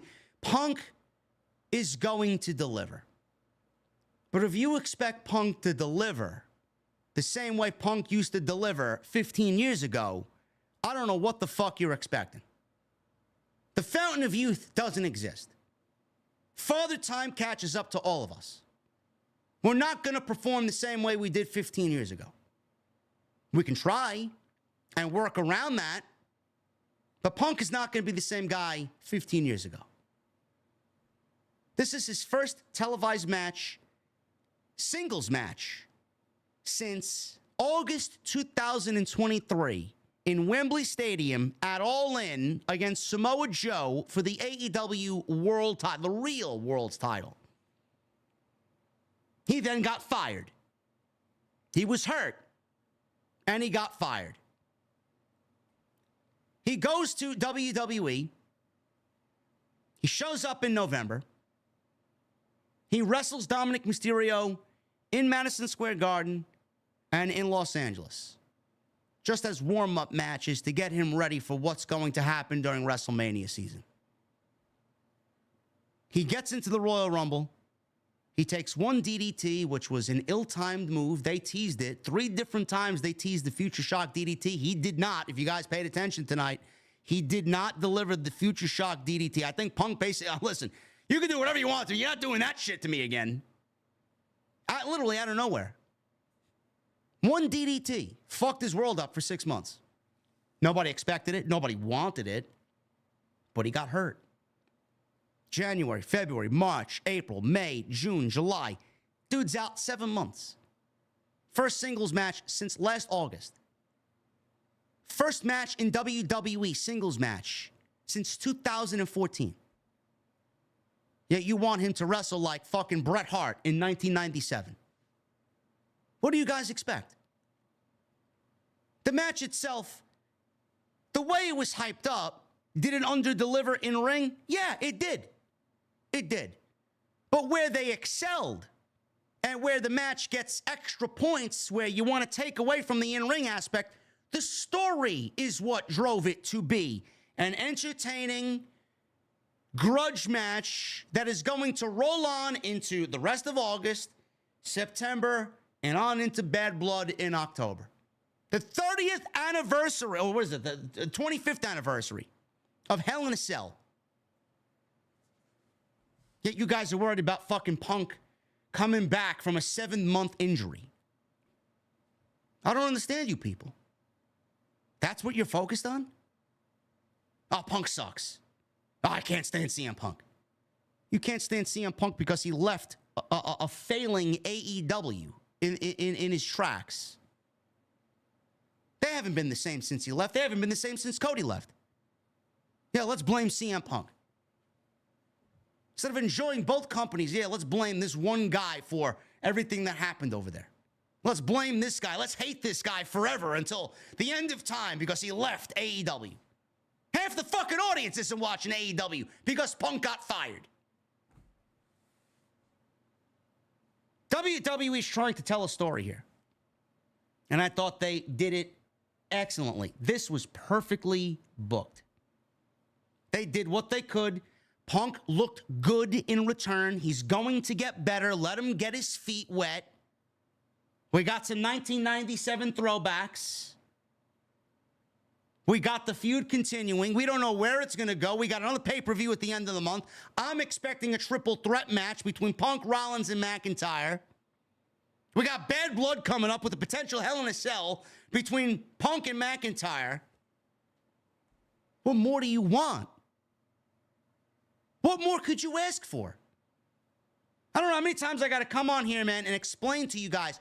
Story is king. It is going to work itself out. Some of you guys are just way too hard on things that don't matter. I mean, I honestly think wrestling fans are getting dumber by the week as the weeks go on. People legitimately threaten to unsubscribe from what I do here because I enjoyed Will Ospreay, who's probably the best pro wrestler on the fucking face of the earth right now, and MJF. The fact that I enjoyed a 60-minute match, 59 minutes and 58 seconds to be exact, that I enjoyed their match on Dynamite 250. Some people were so upset that I enjoyed this, picking it apart. They were looking for reasons to pick it apart. Will Ospreay didn't sell at 57 minutes. He didn't sell his leg injury at 57 minutes. There was no selling all over the match towards the end. The match went too long. I don't know why they did that one match, and after that, the show fell off a cliff. Whatever the fucking reason was. You're complaining to me that Will Ospreay didn't sell a fucking dragon screw leg whip at 54 minutes? Like, I don't understand you fucking people. Pro wrestling fans hate pro wrestling. That's the gist of what my argument is here. Fans hate pro wrestling. I don't even think it's an AEW versus WWE thing. You legitimately expose yourself as a fucking retard, and you hate pro wrestling. Tell me you're not watching the product without telling me you're not watching the product. Why are you looking to pick shit apart for absolutely no reason? If it sucked, I would be the first person to tell you it sucked. I just told you, the first thing I told you was this wasn't a wrestling match that exceeded the expectations of most coming in here. I expected a barn burner. I expected blood. I expected ferocity. I expected brutality here with the fucking way that these two were feuding. Yet we got fucking Seth Rollins out there in Sabu glittery pants, and the whole fucking match is about Rollins making slow counts and Rollins playing the referee role, and he hates McIntyre, but he hates Punk more. You knew you were going to get shenanigans. You knew Rollins was going to be an aspect of the match that was going to be on par with both McIntyre and Punk. And the reason why Rollins was given the special guest referee spot was to take some of the load off of CM Punk, with it being his first match back since January.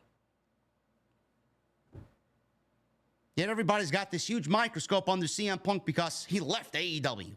Fuck that guy, says the AEW neckbeard who has Dorito crumbs hanging from his fucking unshaven beard that looks like he should be living in a fucking cave somewhere with Gollum. Go take a shower and put on some fucking deodorant, you smelly sweat hog, you fucking no-life geek. This is not something to sit there and complain about. This is one chapter now, turning the page, and you'll get more on Monday. You got another pay-per-view in August, and then you got a whole month of September, and then you got a 25th anniversary of Hell in a Cell happening with the return of Bad Blood on October 5th, man. I think we'll let this one play out. Fucking ridiculous. I thought this was great. I was highly entertained. Stop complaining about things that don't really need complaining about. You're looking at the one guy who does all the complaining for a living. If it sucked and I didn't like it, I would tell you. There's nothing to dislike here. This was fun. And the story, I can't wait to see what the next chapter is.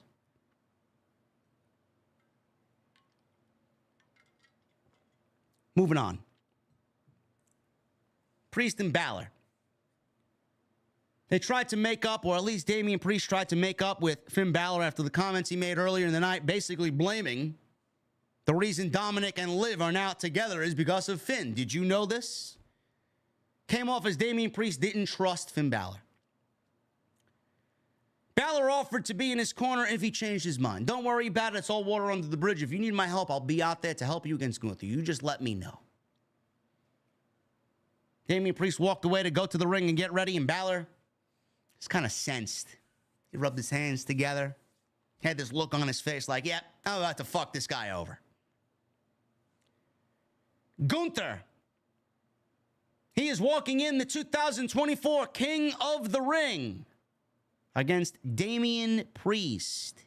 This is for the World Heavyweight Championship. When you look back at Damian Priest's title run, a lot of people are not going to like it. A lot of people are going to like it. I said coming on in that I wasn't the biggest fan of Damian Priest, just based off the way that he's been booked. I feel like he has definitely been less than. It definitely has felt transitional. For sure. Early on. And then we started to see him turn that page. We started to see him have great matches. His promo work was getting better. They added a nice emotional element to this feud with Gunther, which I was surprised to see them do, and I was very intrigued about what they were going to deliver here tonight at SummerSlam. By the end of this, Damian Priest had a very respectable title reign. He was never meant to carry the championship on Monday night for any longer than he did. As soon as Gunther won the King of the Ring, It could have honestly went either way. We could have gotten Randy Orton winning the King of the Ring. Could have been Randy versus Cody Rhodes at SummerSlam. That was not the plan. They're going to wait on that. As soon as Gunther won King of the Ring, you already knew that his spot was secured as the world champion. Said it then. I said it all the way through SummerSlam. WWE did a very good job because at the late stage of the SummerSlam build, with 2 weeks to go, said it 2 weeks ago, I said it last week, I said it even coming on into this week. I'm like, WWE's really making me a believer that we could see Damian Priest retain the championship and then they crown Gunther in Berlin. Then all of a sudden this past week where WWE's doing a bunch of PR and we get Gunther being interviewed by several different outlets, he said one thing in particular that really got me to say, you know what? Gunther's definitely walking out of SummerSlam as the world champion. He said it would be a dream come true for him to walk into Berlin as the world heavyweight champion.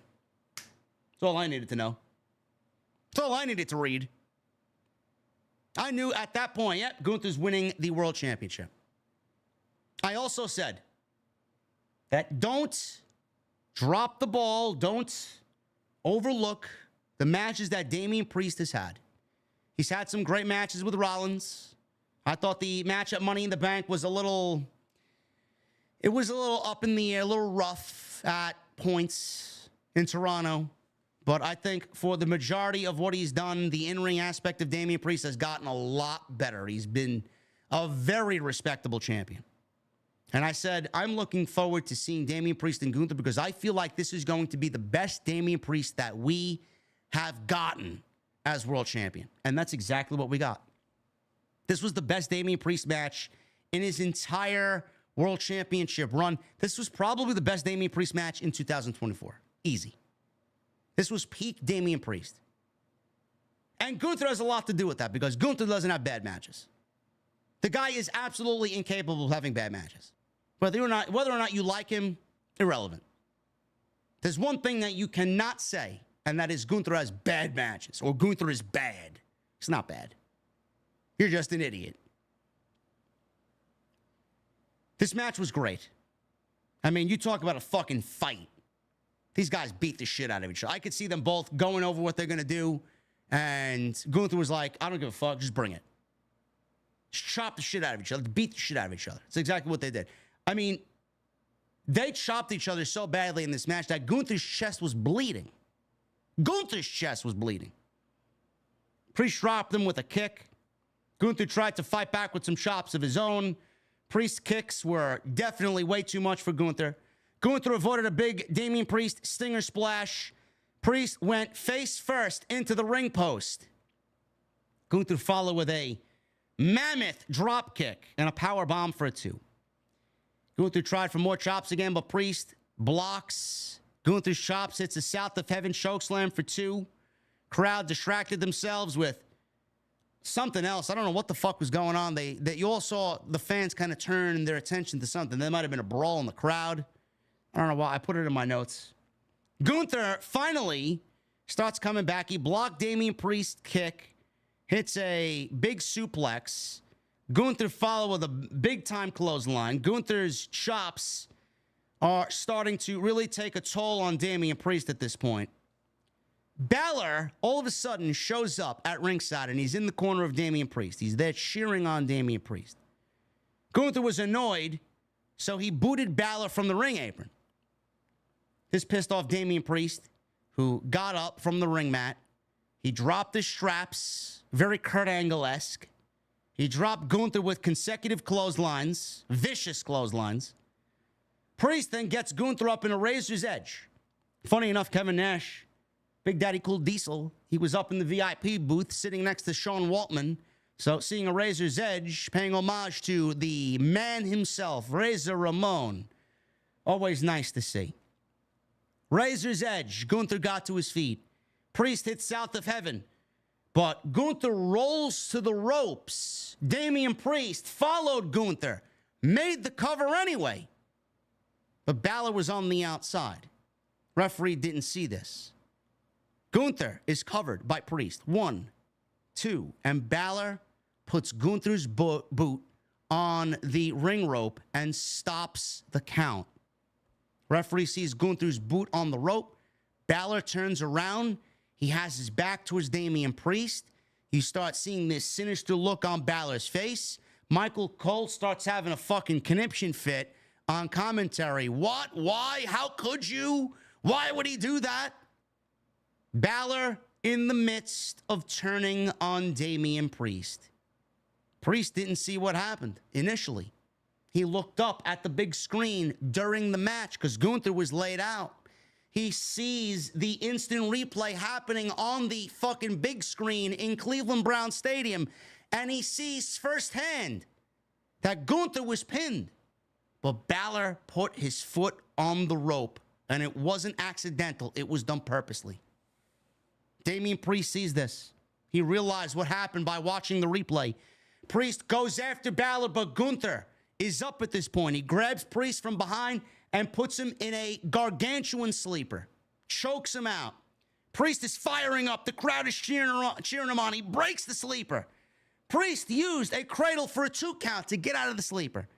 Priest then goes after Balor. Instead of going after Gunther, he dives after Balor, grabs him by the throat.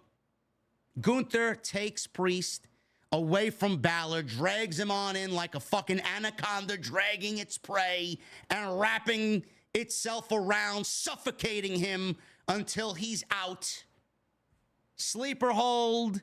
Goodbye. Priest passed out. Bell rings. Gunther wins the World Heavyweight Championship.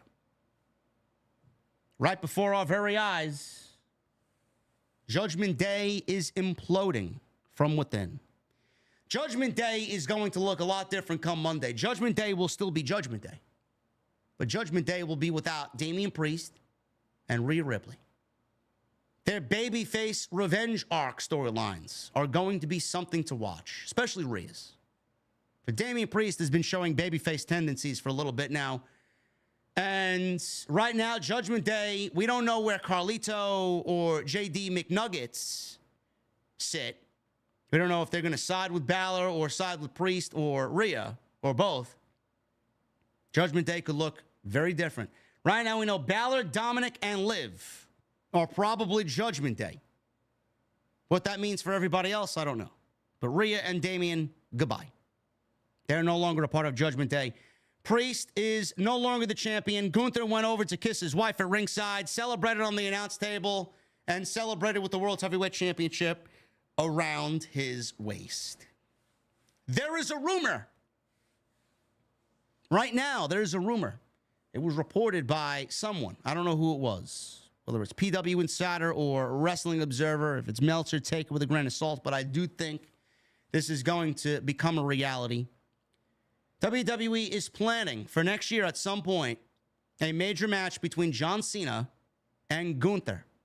And now we know that it will probably be for the World Heavyweight Championship. I'm calling it right now. SummerSlam next year has not been announced at all. A venue and a city has not been announced for SummerSlam. I could see WWE holding SummerSlam on the East Coast in the Boston, Massachusetts area at a large football stadium. And I could see WWE having John Cena chase number 17 against the one and only true final boss on Monday night, Gunther, for the World Heavyweight Championship. Sign me the fuck up. That is the true American hero against the foreign villain, man. You can't get any better than that. John Cena will obviously fail.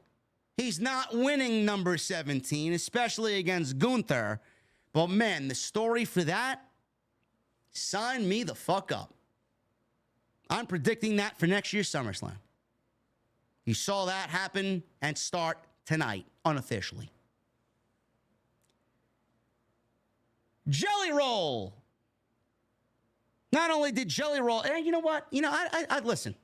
I came on here specifically to talk about pro wrestling, man. But I got to give, Jelly Roll is not that bad.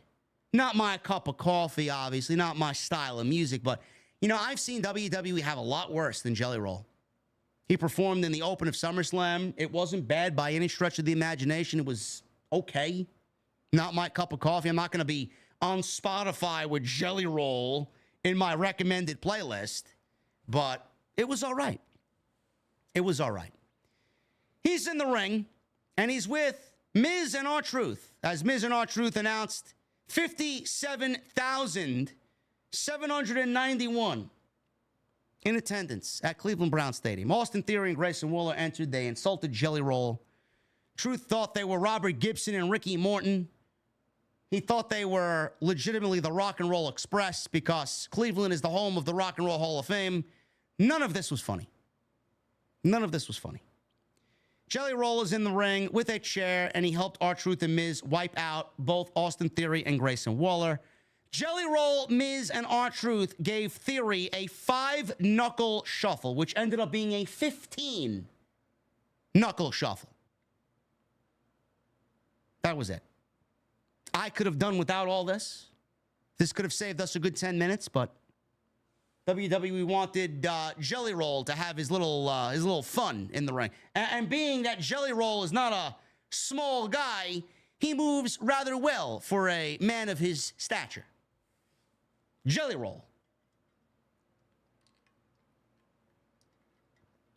It's time for the main event. Time for the main event. Solo Sikoa and Cody Rhodes for the WWE Championship. Solo Sikoa entered alone. No bloodline at all. No Jacob Fatu. No Tama Tonga. No Pirate Tangaloa. He makes his way out to the ring. And we see Cody Rhodes sitting on his American Nightmare tour bus. He walked out of his tour bus with his dog Pharaoh. Rhodes was emotional because this was Pharaoh's final trip on the road. Now, I've seen some people asking, well, what's wrong with Pharaoh? What's wrong with Pharaoh? I don't want to get emotional because I just lost my beloved Bacardi a week and a half ago. I've been without her for a week and a half now, and it still hits me hard every time I sit in this office. I got no Bacardi sitting behind me. I got no Bacardi meowing on the streams like we usually had. Pharaoh is getting old. He's an old boy. Nothing imminently, right? But he's taking Pharaoh off the road because he would rather keep Pharaoh at home. And Pharaoh likes watching over his daughter, and he likes just being lazy at home. So he's keeping Pharaoh off the road, and he's going to remain at home, resting and being a good little boy. So there's nothing imminently that's happening with Pharaoh. I don't know if there's more to that or not. I mean, I hope not. You can tell how much Cody loves that fucking dog. But I can't really take any loss of pets, you know, any more than I have to, because it just gets me emotional. He's 13 years old, so Cody's just letting him rest. That's all it is. It's nothing major. As far as I'm concerned, it's nothing major. He's retiring. Yes, that's a good way to put it. He's retiring. So Cody's walking backstage, and all of a sudden, we get Cody walking, and he sees Arn Anderson. He walks through the back. He sees Arn Anderson in the back, and he's waiting for Cody before he makes his entrance to go out to the ring and wrestle Solo Sikoa in the main event of SummerSlam. I was surprised we got Arn Anderson here. So Arn said 54,000 people. They just announced 57,000 people out there with The Miz. He says 54,000 people. What happened to the other 3,000? I don't know. He told Cody to put himself in a tough spot. But he still has pull, and a couple of his friends on the way are going to make sure things are fair against Solo Sikoa. So, obviously, we all know Arn Anderson's history with Cody Rhodes. Cody Rhodes handed Pharaoh off to a handler or a friend. He put his jacket on. He put his helmet on. He had this weird-looking helmet on that looked like a skull face. And he walks through the curtain, and he made his entrance. Now, I was very displeased that Arn Anderson didn't get, being that it's Bloodline Rules, I'm very sad that Arn Anderson didn't give Cody a Glock, the world-famous Glock that he mentioned on Dynamite several years ago, that Cody doesn't have the killer instinct, you know? Give him a Glock. It's Bloodline Rules, man. I'm sure that would have served him well tonight. Cody's ring entrance was typical Cody, but the getup and the ring gear, I mean, very unnecessary with the mask. I mean, he looked ridiculous with this big fucking white skull mask he had on his head. So we get Cody and Solo and the formal ring introductions. 10:25 is when the ring introductions were made. And this went nearly 30 minutes. 30 minutes. I said on Friday, the reason why Bloodline Rules was made was because nobody wanted to watch a one-on-one standard psychological pro wrestling match between Solo Sikoa and Cody Rhodes. If there's one guy that's going to bring Solo to the best match of his career, it's going to be Cody Rhodes, because that's how good Cody Rhodes is. But we didn't get Bloodline Rules. This match went almost 30 minutes. We didn't get Bloodline Rules kicking into this thing around maybe 17, 18 minutes in. So basically, we got a standard one-on-one pro wrestling match with no bells and whistles, no smoke and mirrors, no brutality. I mean, you would think that after all the Bloodline did to Cody Rhodes, that the first thing that we would see is fucking chaos and revenge and anger. Now we got a regular standard one-on-one psychological WWE Championship match with fucking rest holds and wrestling holds. A little disappointed there, man.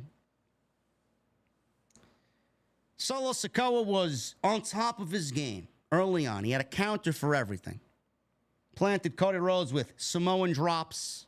Rhodes comes back with a big-time Cody cutter. Rhodes hit Dustin's drop-down uppercut and Dusty's jabs and bionic elbow.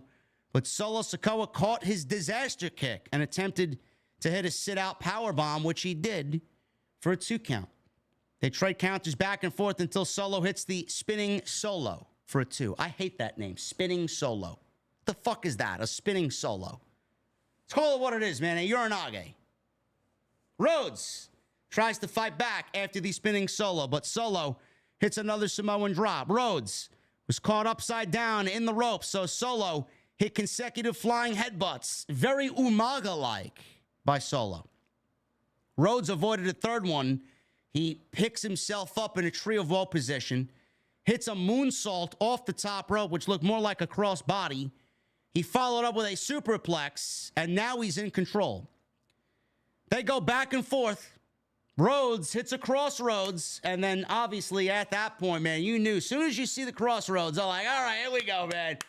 Bloodline Rules is starting to kick in. 16 minutes or so into the match, we get Bloodline Rules finally taking shape as Tama Tonga and Tangaloa entered the ring and start beating up Cody Rhodes. All of a sudden, after a triple team, the Bloodline 3-on-1 here on Cody, Kevin Owens comes on out, and he ran out.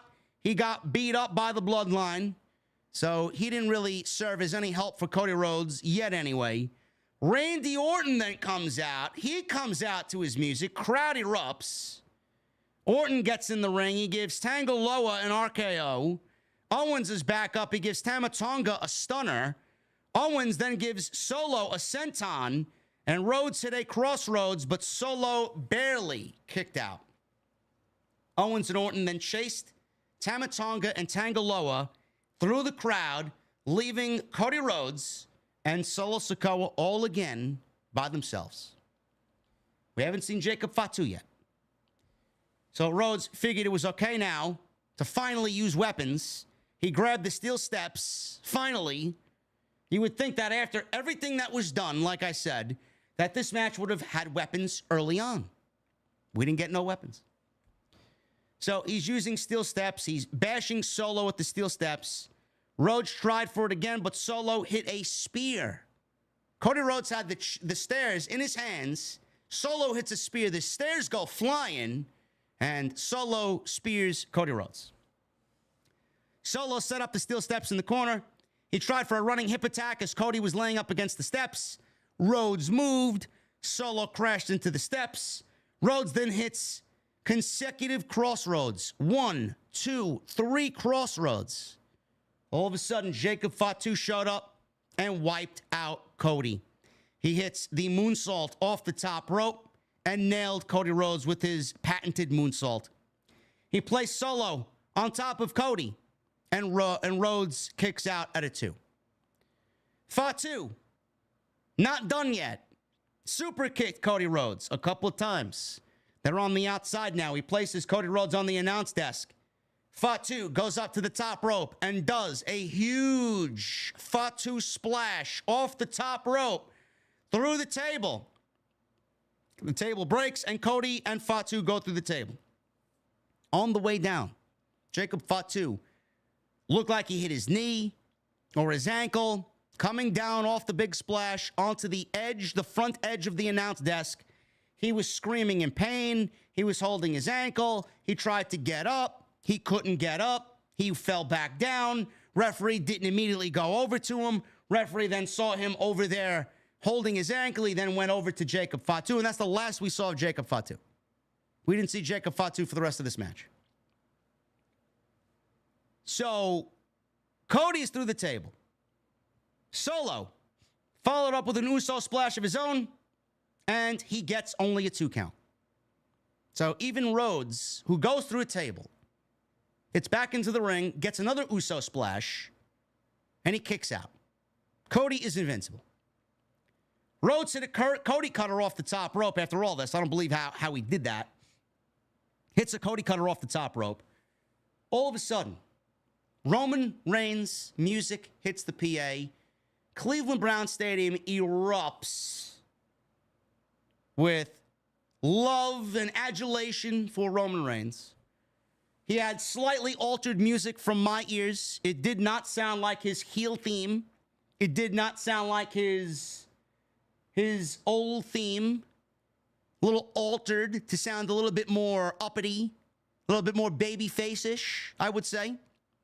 It was definitely altered. It was not the same music that he had previously. Reigns, he comes out in sweats, comes out rocking some brand new merch, original Tribal Chief, OTC, across his shirt. I should get an OTS shirt made that same way.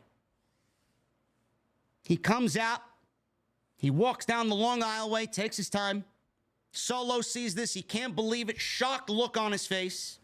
He immediately hits Solo with a Superman punch and a spear in the ring. Crowd erupted with holy shit, holy shit. Reigns left the ring. Rhodes gave Solo one more crossroads, pinned Solo for the 1, 2, 3. Rhodes and Reigns at the end of the match gave each other looks, almost as a respect, a sign of respect. We got Cody and Roman on the same page. Not because Roman and Cody are friends, but this is 2 men who now respect each other. I did not want to see Cody get helped by Roman. Jacob Fatu was taken out of the equation. He played up the injury. He's banged up. We don't know how banged up he is. I hope it's not serious. But Jacob Fatu was out of the equation. If Cody wanted to beat Solo on his own, we could have definitely gotten Cody pinning Solo on his own. We didn't need Roman. Roman could have showed up at the end of the match, have a stare down with Solo Sikoa, and then give him a spear and a Superman punch and walk the fuck out. With Cody just standing in the ring, just watching. Wow, you're back. I didn't expect you to be back. Could have got the same ending, but without Roman helping Cody. Now, do I think it takes away from Cody Rhodes tonight? No, I don't. Do I think it serves up Cody as second place? Of course it does. But we all knew upon Roman coming back that Roman was going to be priority and Cody was going to be number 2 no matter how you look at it. Cody's going to be number 2 to Roman. The WWE title is going to be number 2 to the Bloodline Civil War, especially when The Rock gets back. This was inevitable. But WWE opted tonight for Roman to help Cody. Why did Roman help Cody? Well, if you go back to the week of WrestleMania and you get Monday night into Friday night, Raw and SmackDown after WrestleMania, I believe Cody led a chant of "Thank you, Roman." Thank you, Roman. After WrestleMania was over. This is a Bloodline group that gave him grief for 2 years. But he led a "Thank you, Roman" chant. Cody's also always acknowledged that Roman was the true tribal chief. Always. Soon as Solo made himself the tribal chief and targeted the WWE title and targeted Cody Rhodes, Cody was always there to tell Solo, listen, bro, you ain't the tribal chief. Who the fuck do you think you are?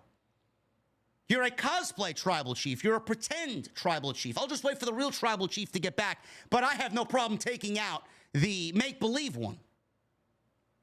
Those are Cody's words. You don't think that resonated with Roman? So, of course, Roman is not going to focus on the WWE Championship. That is not his priority right now. Priority is getting family back in order. Priority right now is taking back the position that was wrongfully taken from him with this guy pretending to be someone he's not. That's my position. I'm the tribal chief. You ain't the fucking tribal chief. But this other guy, Cody Rhodes, I don't like him. But you know what? For 4 months, Cody's acknowledged me. That's the reason why. So Roman acknowledging Cody and Cody acknowledging Roman, that also opens up the other aspect of this story that Mr. Final Boss is not going to be too fond of his cousin Roman. Rock is not going to like this. So when you wonder why Rock, and when Rock turns on Roman, you got this moment to look back on. You think Rock is watching this saying, what the fuck are you doing, bro? Good job, man. No, he's got a problem with that. Cody put a dagger into the family at WrestleMania. Not only did you lose, now you're siding with this fucking guy? That's the story. I thought the match itself was okay. Just like everything else that we got with Punk and McIntyre, I thought it was okay. It was the story that happened after the fact. We got the Bloodline. We got Roman. We got KO. We got Randy Orton. Why didn't we see Jimmy? Why didn't we see Jay? I mean, that would have been, listen, you can't give me Jay and you can't give me Jimmy tonight without an explanation as to why. You got to give me an explanation as to why they are, why are they there? You just can't throw them on television because, oh my God, it's family. No, you need a reason. That's the next part of the story. You got this bloodline already, this rebel bloodline already formed. Now Roman's back. Now what is Roman's first order of business? Address Solo and then get his family in order. Can't send Jimmy out there and you can't send Jay out there without an explanation as to why they are back together. Jimmy and Jay don't like each other. They're on separate fucking brands. Roman doesn't like Jay. I mean, Jay left the bloodline and went to a different fucking brand because he didn't want to be a part of the family anymore. You got to tell that story. You got to develop the dialogue there for Roman to go and seek Jimmy and go and seek out Jay. Get them back on the same page. Gain their trust. They have to gain his trust. Can't just send them out on television. Roman's back. The Civil War is underway. SmackDown hopefully gets amped up in a big way because SmackDown's been fucking unwatchable for the last several weeks. And on Monday Night Raw side, we got Judgment Day imploding, Balor and Liv turn on Priest and Rhea, or Dominic, I should say. Liv, Dominic, and Finn all turn on Rhea and Damian Priest in their own separate ways. Gunther's the new world champion. CM Punk and Drew McIntyre, they have unfinished business. How Rollins is going to factor into all that. We got a lot of great stuff coming out of the SummerSlam, man. SummerSlam told some great stories, man. SummerSlam set up the WWE product for some great storytelling in the weeks going into Berlin and going into September and going into Bad Blood. I thought SummerSlam was a banger show. Bron Breakker's the new Intercontinental Champion. Who's he going to feud with? Are we going to see Sheamus get involved? Are we going to see Dragunov get involved? I could see Dragunov and Bron Breakker for the IC title in Berlin. Who's Gunther's first opponent going to be for Bash in Berlin? Lots of great stuff, man. Monday Night Raw, as far as I'm concerned, is a can't-miss show. Friday night on SmackDown is a can't-miss show. And you know what? We'll be here to cover it all right here on OTS. Thank you guys very much for all of your support. Appreciate you guys. We had 5,000 people in here for the SummerSlam post show right here on OTS, man. Number one by far and away in the IWC. Love it, love it, love it. Thank you guys very much. Hit that thumbs up, man. We need another 100 likes for 2,000. If you guys are in the chat, if you guys are in the stream, and have not hit the thumbs up, man, I would love if you hit that thumbs up. Let's try and get this to 2,000 likes right here on OTS. Follow me on social media at JDfromNY206, Twitter, Instagram, TikTok, and Cameo. Hit that subscribe button down below. Turn on the bell for all notifications.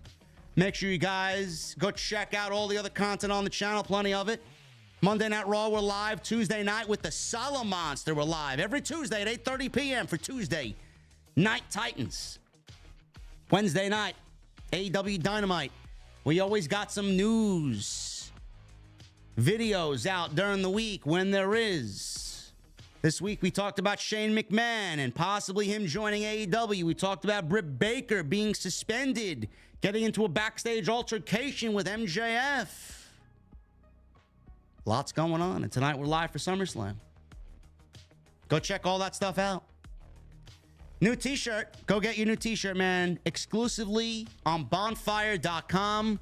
The new Tuesday Night Titans design. First of its kind for the show, and the first ever collaboration between Off the Script, JD from NY, and the Solo Monster.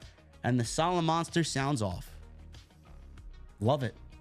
Go get yours today, man. Link is down in the description towards the bottom of the description. Go get yours today. Bonfire.com, the exclusive home of Tuesday Night Titans and Off the Script. Tonight's show is sponsored by Blue Chew. I wish we had Manscaped as a sponsor. That would have been something, man. Otis loves his Manscaped. Now I know. But Blue Chew is tonight's sponsor right here on the SummerSlam post show on OTS, man. If you want to be as hard as the summer day is long, then get yourself some Blue Chew and bring that SummerSlam heat. Blue Chew is a unique online service that provides the same active ingredients as Viagra and Cialis. Comes at a fraction of the cost and comes in a chewable tablet. Process is very simple. You're going to sign up at bluechew.com. You're going to consult with one of their online medical providers. And once you are approved, you're going to receive your prescription within days. No questions asked. They're made in the USA. They're prepared to ship to you directly to your door very discreetly. And the best part, it's all done online. No visits to the doctor's office. No silly conversations with anybody. No waiting in line at the pharmacy. You can take them anytime, day or night. Plan ahead. Be ready whenever the opportunity arises. Wonder if Dominic is going to be using some Blue Chew, man. Him and Liv disappeared after SummerSlam. Where the fuck did they go? Blue Chew wants to help you bring that confidence to the bedroom, man. We got a special deal for everybody right now. All you got to do is sign up. Use that promo code JD at bluechew.com. Code JD at bluechew.com. You're going to get your first month free. All you have to do is pay the $5 shipping and handling. Let's get to these super chats. I want to thank you guys for all the energy. I want to thank you guys for all the love and the support, as always.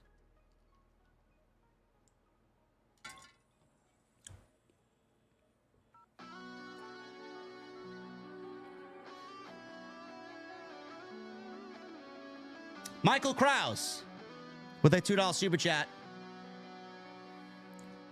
What's up, JD, OTS family? I'm sorry, JD, about your cat, bro. I know what it feels like to lose someone Me and the OTS family are always here for you, bro. Thank you, Michael. I appreciate that, brother.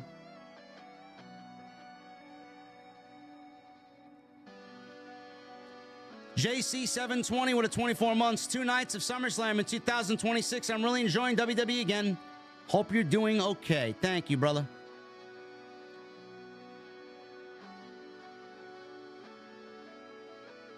Michelle with a $2 super chat. If Rhea and Priest leave Judgment Day, the group is finished. I wouldn't say that they're finished. I don't think it would be in WWE's best interest to disband Judgment Day completely. I think Judgment Day should live on. Derek, what's up, brother? 24 months, finally got the gold mic, and I'm really sorry about your cat. My prayers for you. Thank you, brother.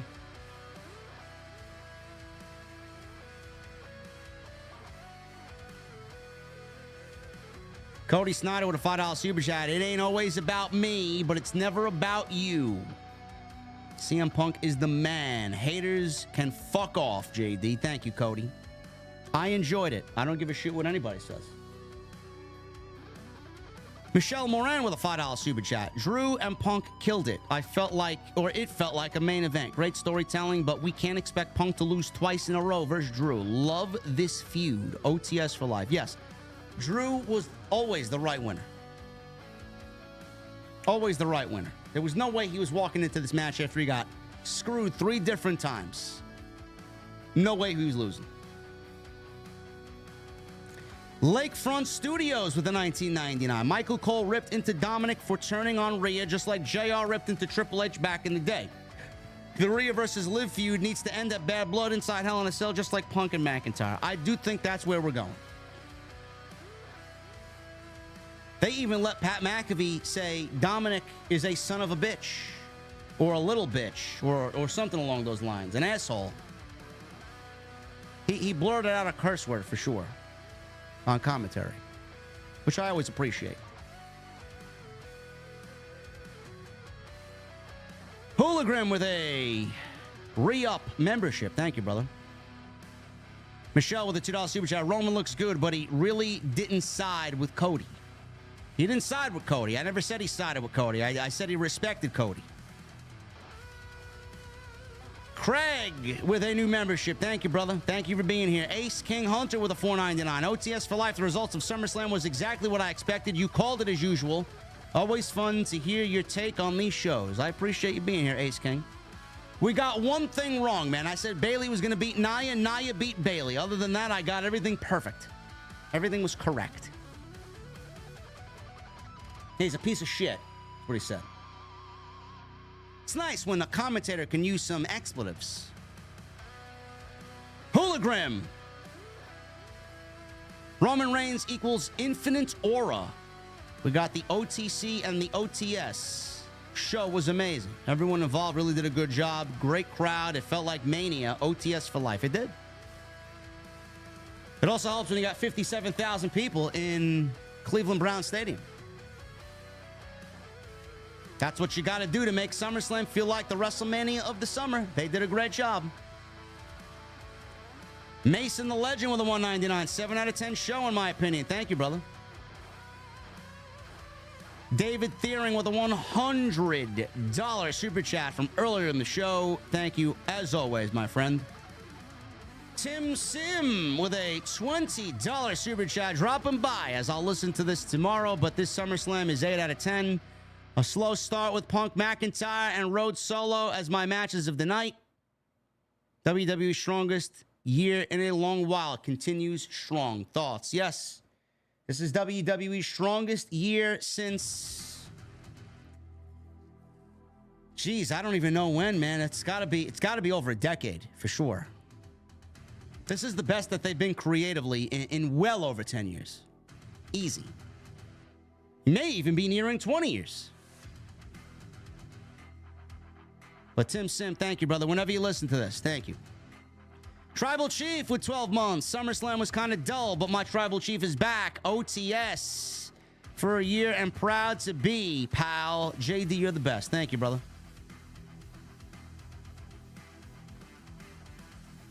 Beyond the Script with 33 months. So happy to see Roman back. I was one day off. LOL. Thank you, Beyond the Script. Appreciate you being here, brother. Aquarius Know-It-All with a $4.99. Roman helped Cody first. The Fat Boys break up. Now this. Yeah, Roman helped Cody. Cody should not get used to it, though. Poppy Sensei with the 9 months. I did not expect Roman to help Cody, but how everything played out, I'm glad he did. I'm excited to see where this all goes. OTS for life. Hashtag go Google.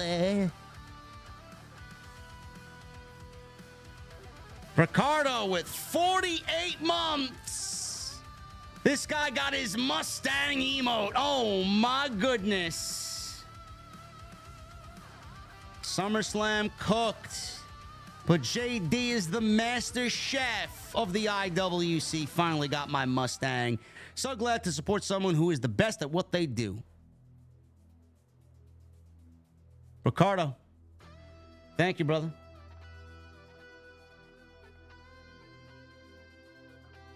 Maybe I should really get a Dark Horse emote now. I should make that like 96 months. I might have to X-deviate.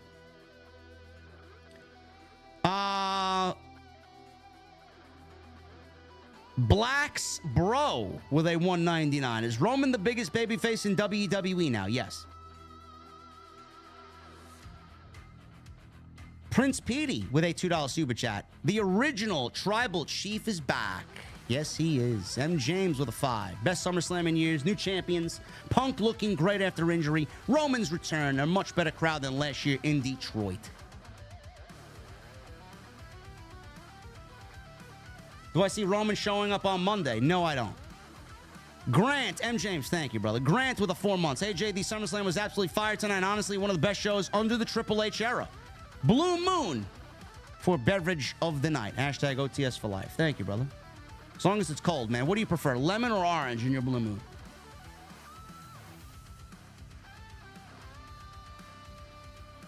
Cat's Eyes or Cat Eyes with the new membership. Cat Eyes. Thank you for being here. I gotta ask Cat Eyes, what the fuck are you drinking?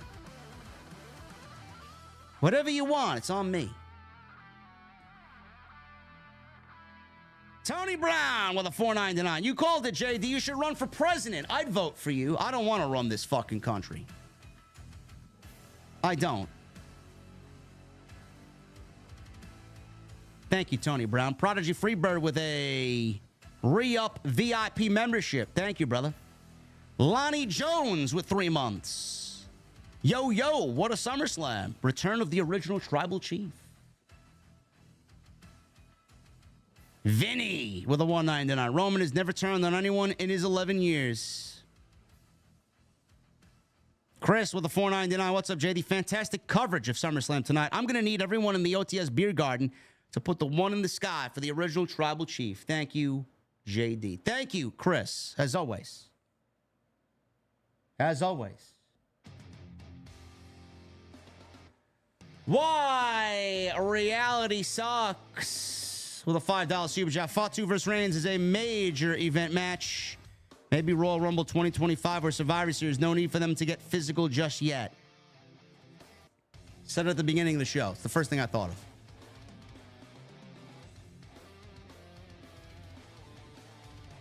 Dustin Weaver with a $10 super chat. Just leaving Cleveland Stadium. Such an amazing show to be at live. You're the best, JD. OTS for life. Dustin, I'm glad you went to the show and enjoyed yourself, brother. It was a great show.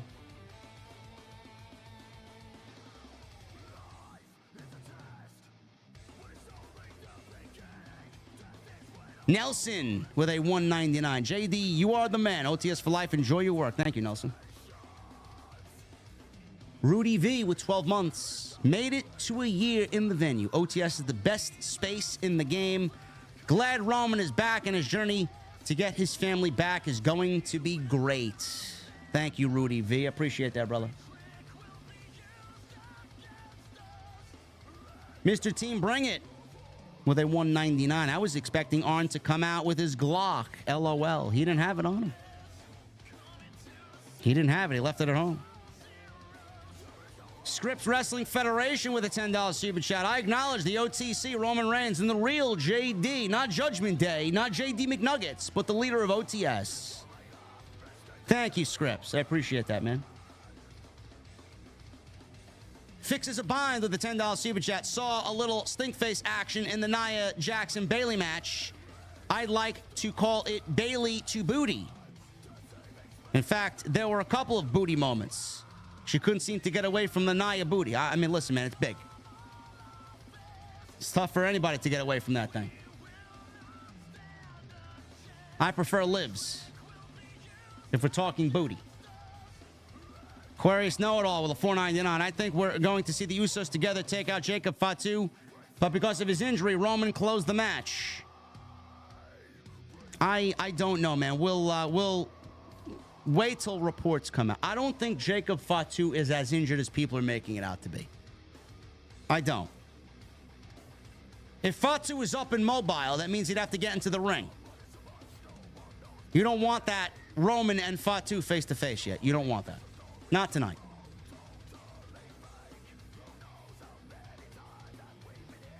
Aquarius Know-It-All. Thank you, brother. Mr. Team Bringer with a $1.99. Jacob Fatu. Solo. Nita Wiseman. Jim Cornette. I love to see it. Daniel Mills with a $4.99. Tropical Storm Party. OTS for life. What was your favorite match? My favorite match tonight was Punk versus McIntyre. Yeah, thoughts and prayers with everybody in Florida. What was it? Tropical Storm Debbie? Be safe, everybody in Florida.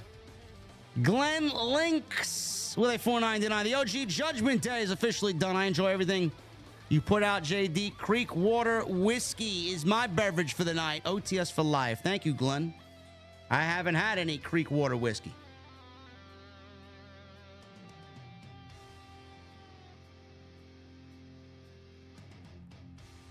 Mr. Team, bring over the $1.99. Make sure to watch Deadpool. It was fucking great. Tyler Serena with a $1.99. First ever PLE attended and delivered. OTS for life. I'm glad you had a good time, brother. And thank you for even still, after going, stopping by here.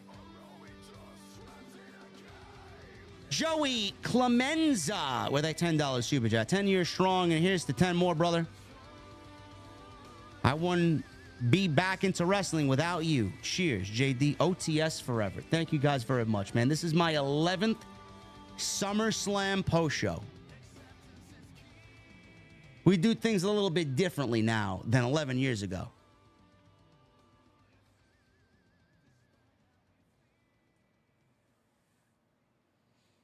Siren with 20 months. We are firing on all cylinders coming out of SummerSlam. Another statement show from Papa H. The foundation has been shook. LFG OTS for life. Thank you, Siren. Thank you for being here for 20 months. 4 more months and you got a gold microphone. Jason Barker, what's up, brother? $5 super chat. Apparently, it looks like Jacob Fatu is going to be okay. He tweaked it really bad. And he'll be fine. He's Samoan. He'll be fine. Jerry Ramey with a $20 super chat. Solo, learn tonight. You attacked the wise man and Roman's going to get that sweet revenge. Love the OG Bloodline was about respect. Solo is just violence, like a generational mafia battle. Oh, yeah. Appreciate that, Jerry Ramey. Thank you for being here, brother.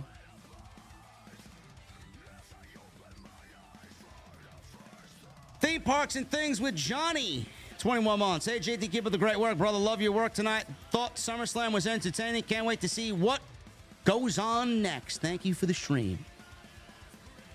Thank you, Johnny.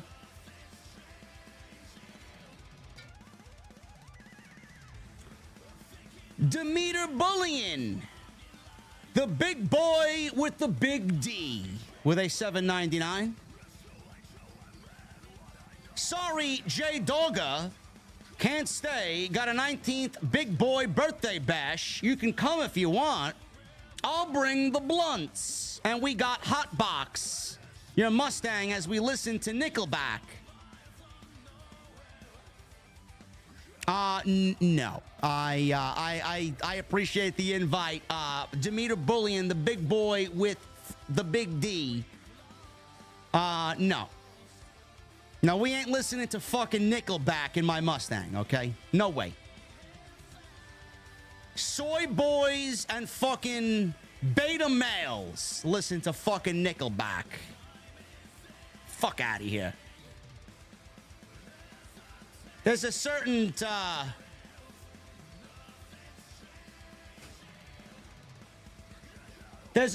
journalist in the community that runs a certain website that has select news on Patreon. The head guy listens to Nickelback, man. You can see how he turned out. Fucking Nickelback is fucking awful, man. My God. If you listen to Nickelback, I think you got some serious mental problems. Seriously. God, can you get any more of a fucking beta bitch soy boy band than Nickelback? More like Brokeback.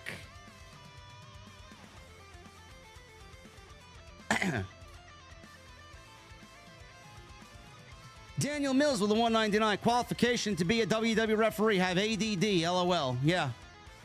It's exactly what Rollins had tonight. Brendan Watson with a 999. Hey, JD, I just got out of SummerSlam, and wow, was that an awesome SummerSlam. Great matches and lots of stories forwarded. I was at SummerSlam last year, and this one blew that one out of the water. Well, to be fair, Brendan, SummerSlam last year still had a lot of Vince stink on it. But you can't really say that around a lot of people, man. They don't really know.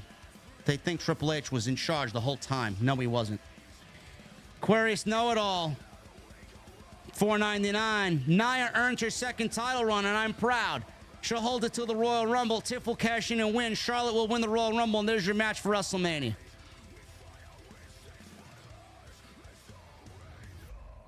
Nia holding the belt till the Royal Rumble may be a little too long for my liking.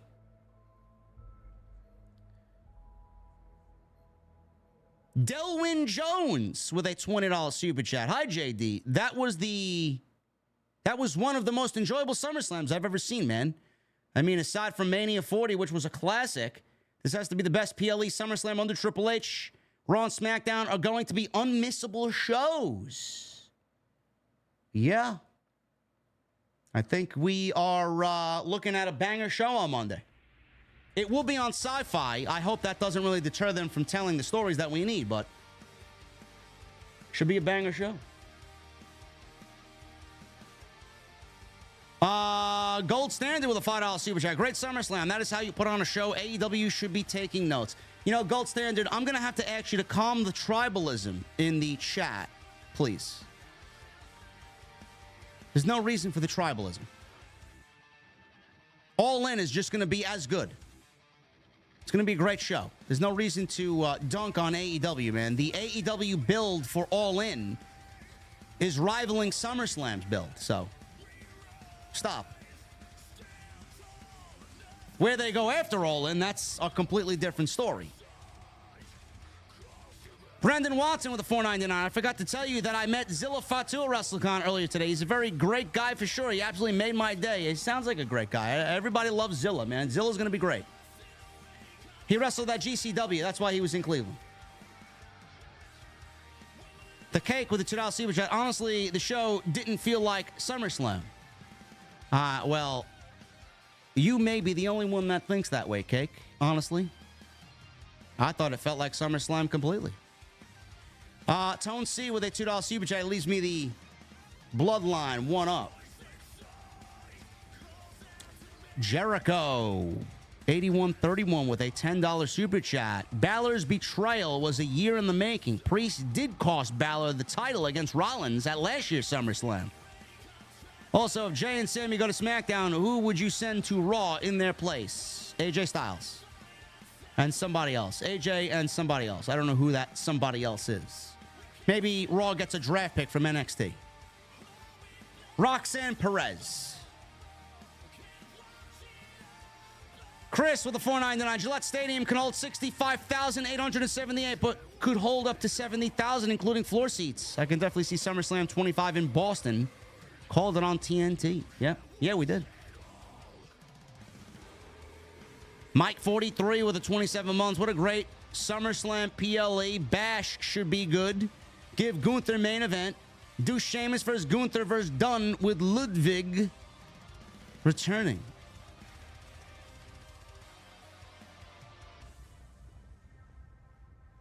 Yeah, I think we get Sheamus versus Pete Dunne. I think we get...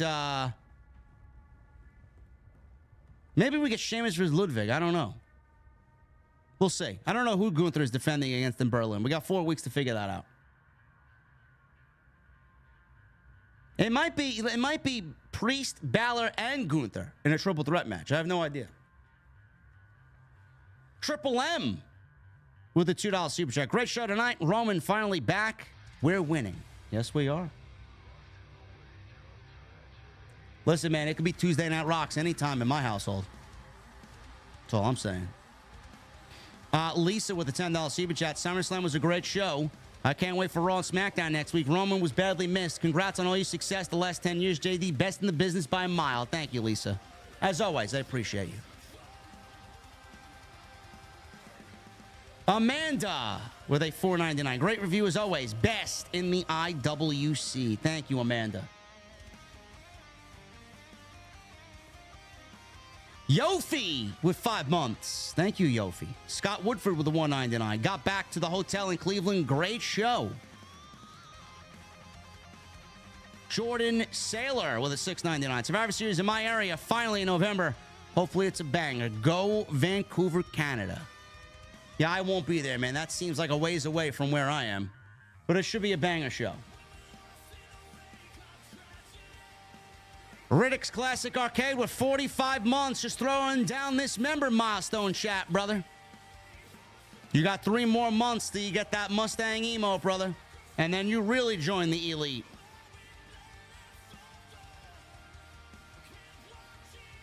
Clone Force with a 3 months. Since Roman is now a babyface, I know it won't be now, but somewhere down the very far line, I can see Gunther versus Roman. I'd like to see it.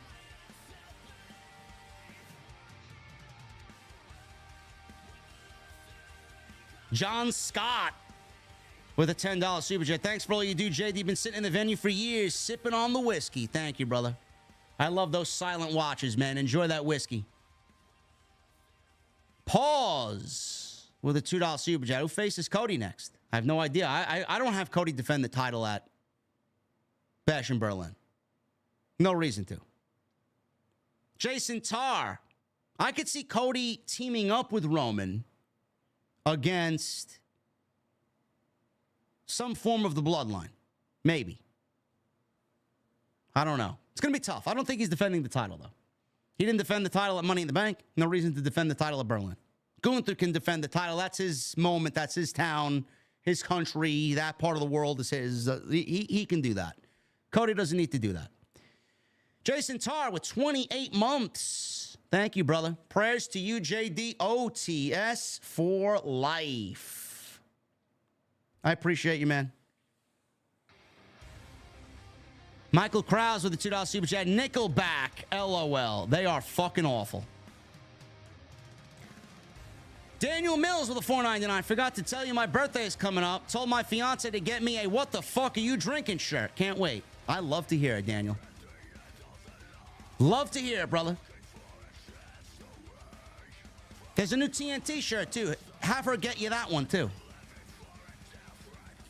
No Bueno crew with a $1.99. What was LA Knight's best match in WWE? That's a good question. I'd probably say the one with Roman or the one with Logan Paul tonight. And a $2.99 by Demeter Bullion, Nickelback fan. Oh, my goodness. You leave me a microphone emoji.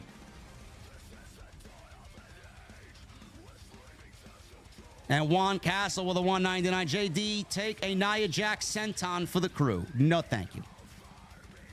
I will not take a Nia Jax senton. Aquarius Know-It-All with a 199. Cody versus Gunther at Survivor Series. Champ versus champ. No. Absolutely not. Chris OGs with a $5 super chat. Let me talk to you. LA Knight with a long overdue and well-deserved title win tonight. Keep up the great work, JD, and so sorry for your loss, man. I appreciate you, brother. Still having a very difficult time with the loss of my lovely Bacardi. But she's watching me every stream, man. She's sitting right there on my shelf. I appreciate you guys very much. Thank you all for the great support tonight. We had 5,000 in the beer garden tonight. Over 2,000 likes. Love it, man. Who's doing what we are doing here? Nobody. Nobody, man. Thank you guys very much for all the support. Follow me on social media at JDfromNY206. Twitter, Instagram, TikTok, and Cameo. Hit that subscribe button down below. Turn on the bell for notifications. You may see me tomorrow, man. We may have some updates on Jacob Fatu. We may have some updates on anything else that happened coming out of SummerSlam. I will keep you guys updated on all that. Hit that subscribe button down below. Turn on the bell for notifications. Go check out all the other content on the channel. Next time you see me live, next time you and I are together live from the beer garden should be on Monday night. For Monday Night Raw. Thank you guys for a great stream. Get some rest, enjoy your Sundays, and I will see you right back here live following Monday Night Raw right here on Off the Script. Until then, guys, I'll see you later.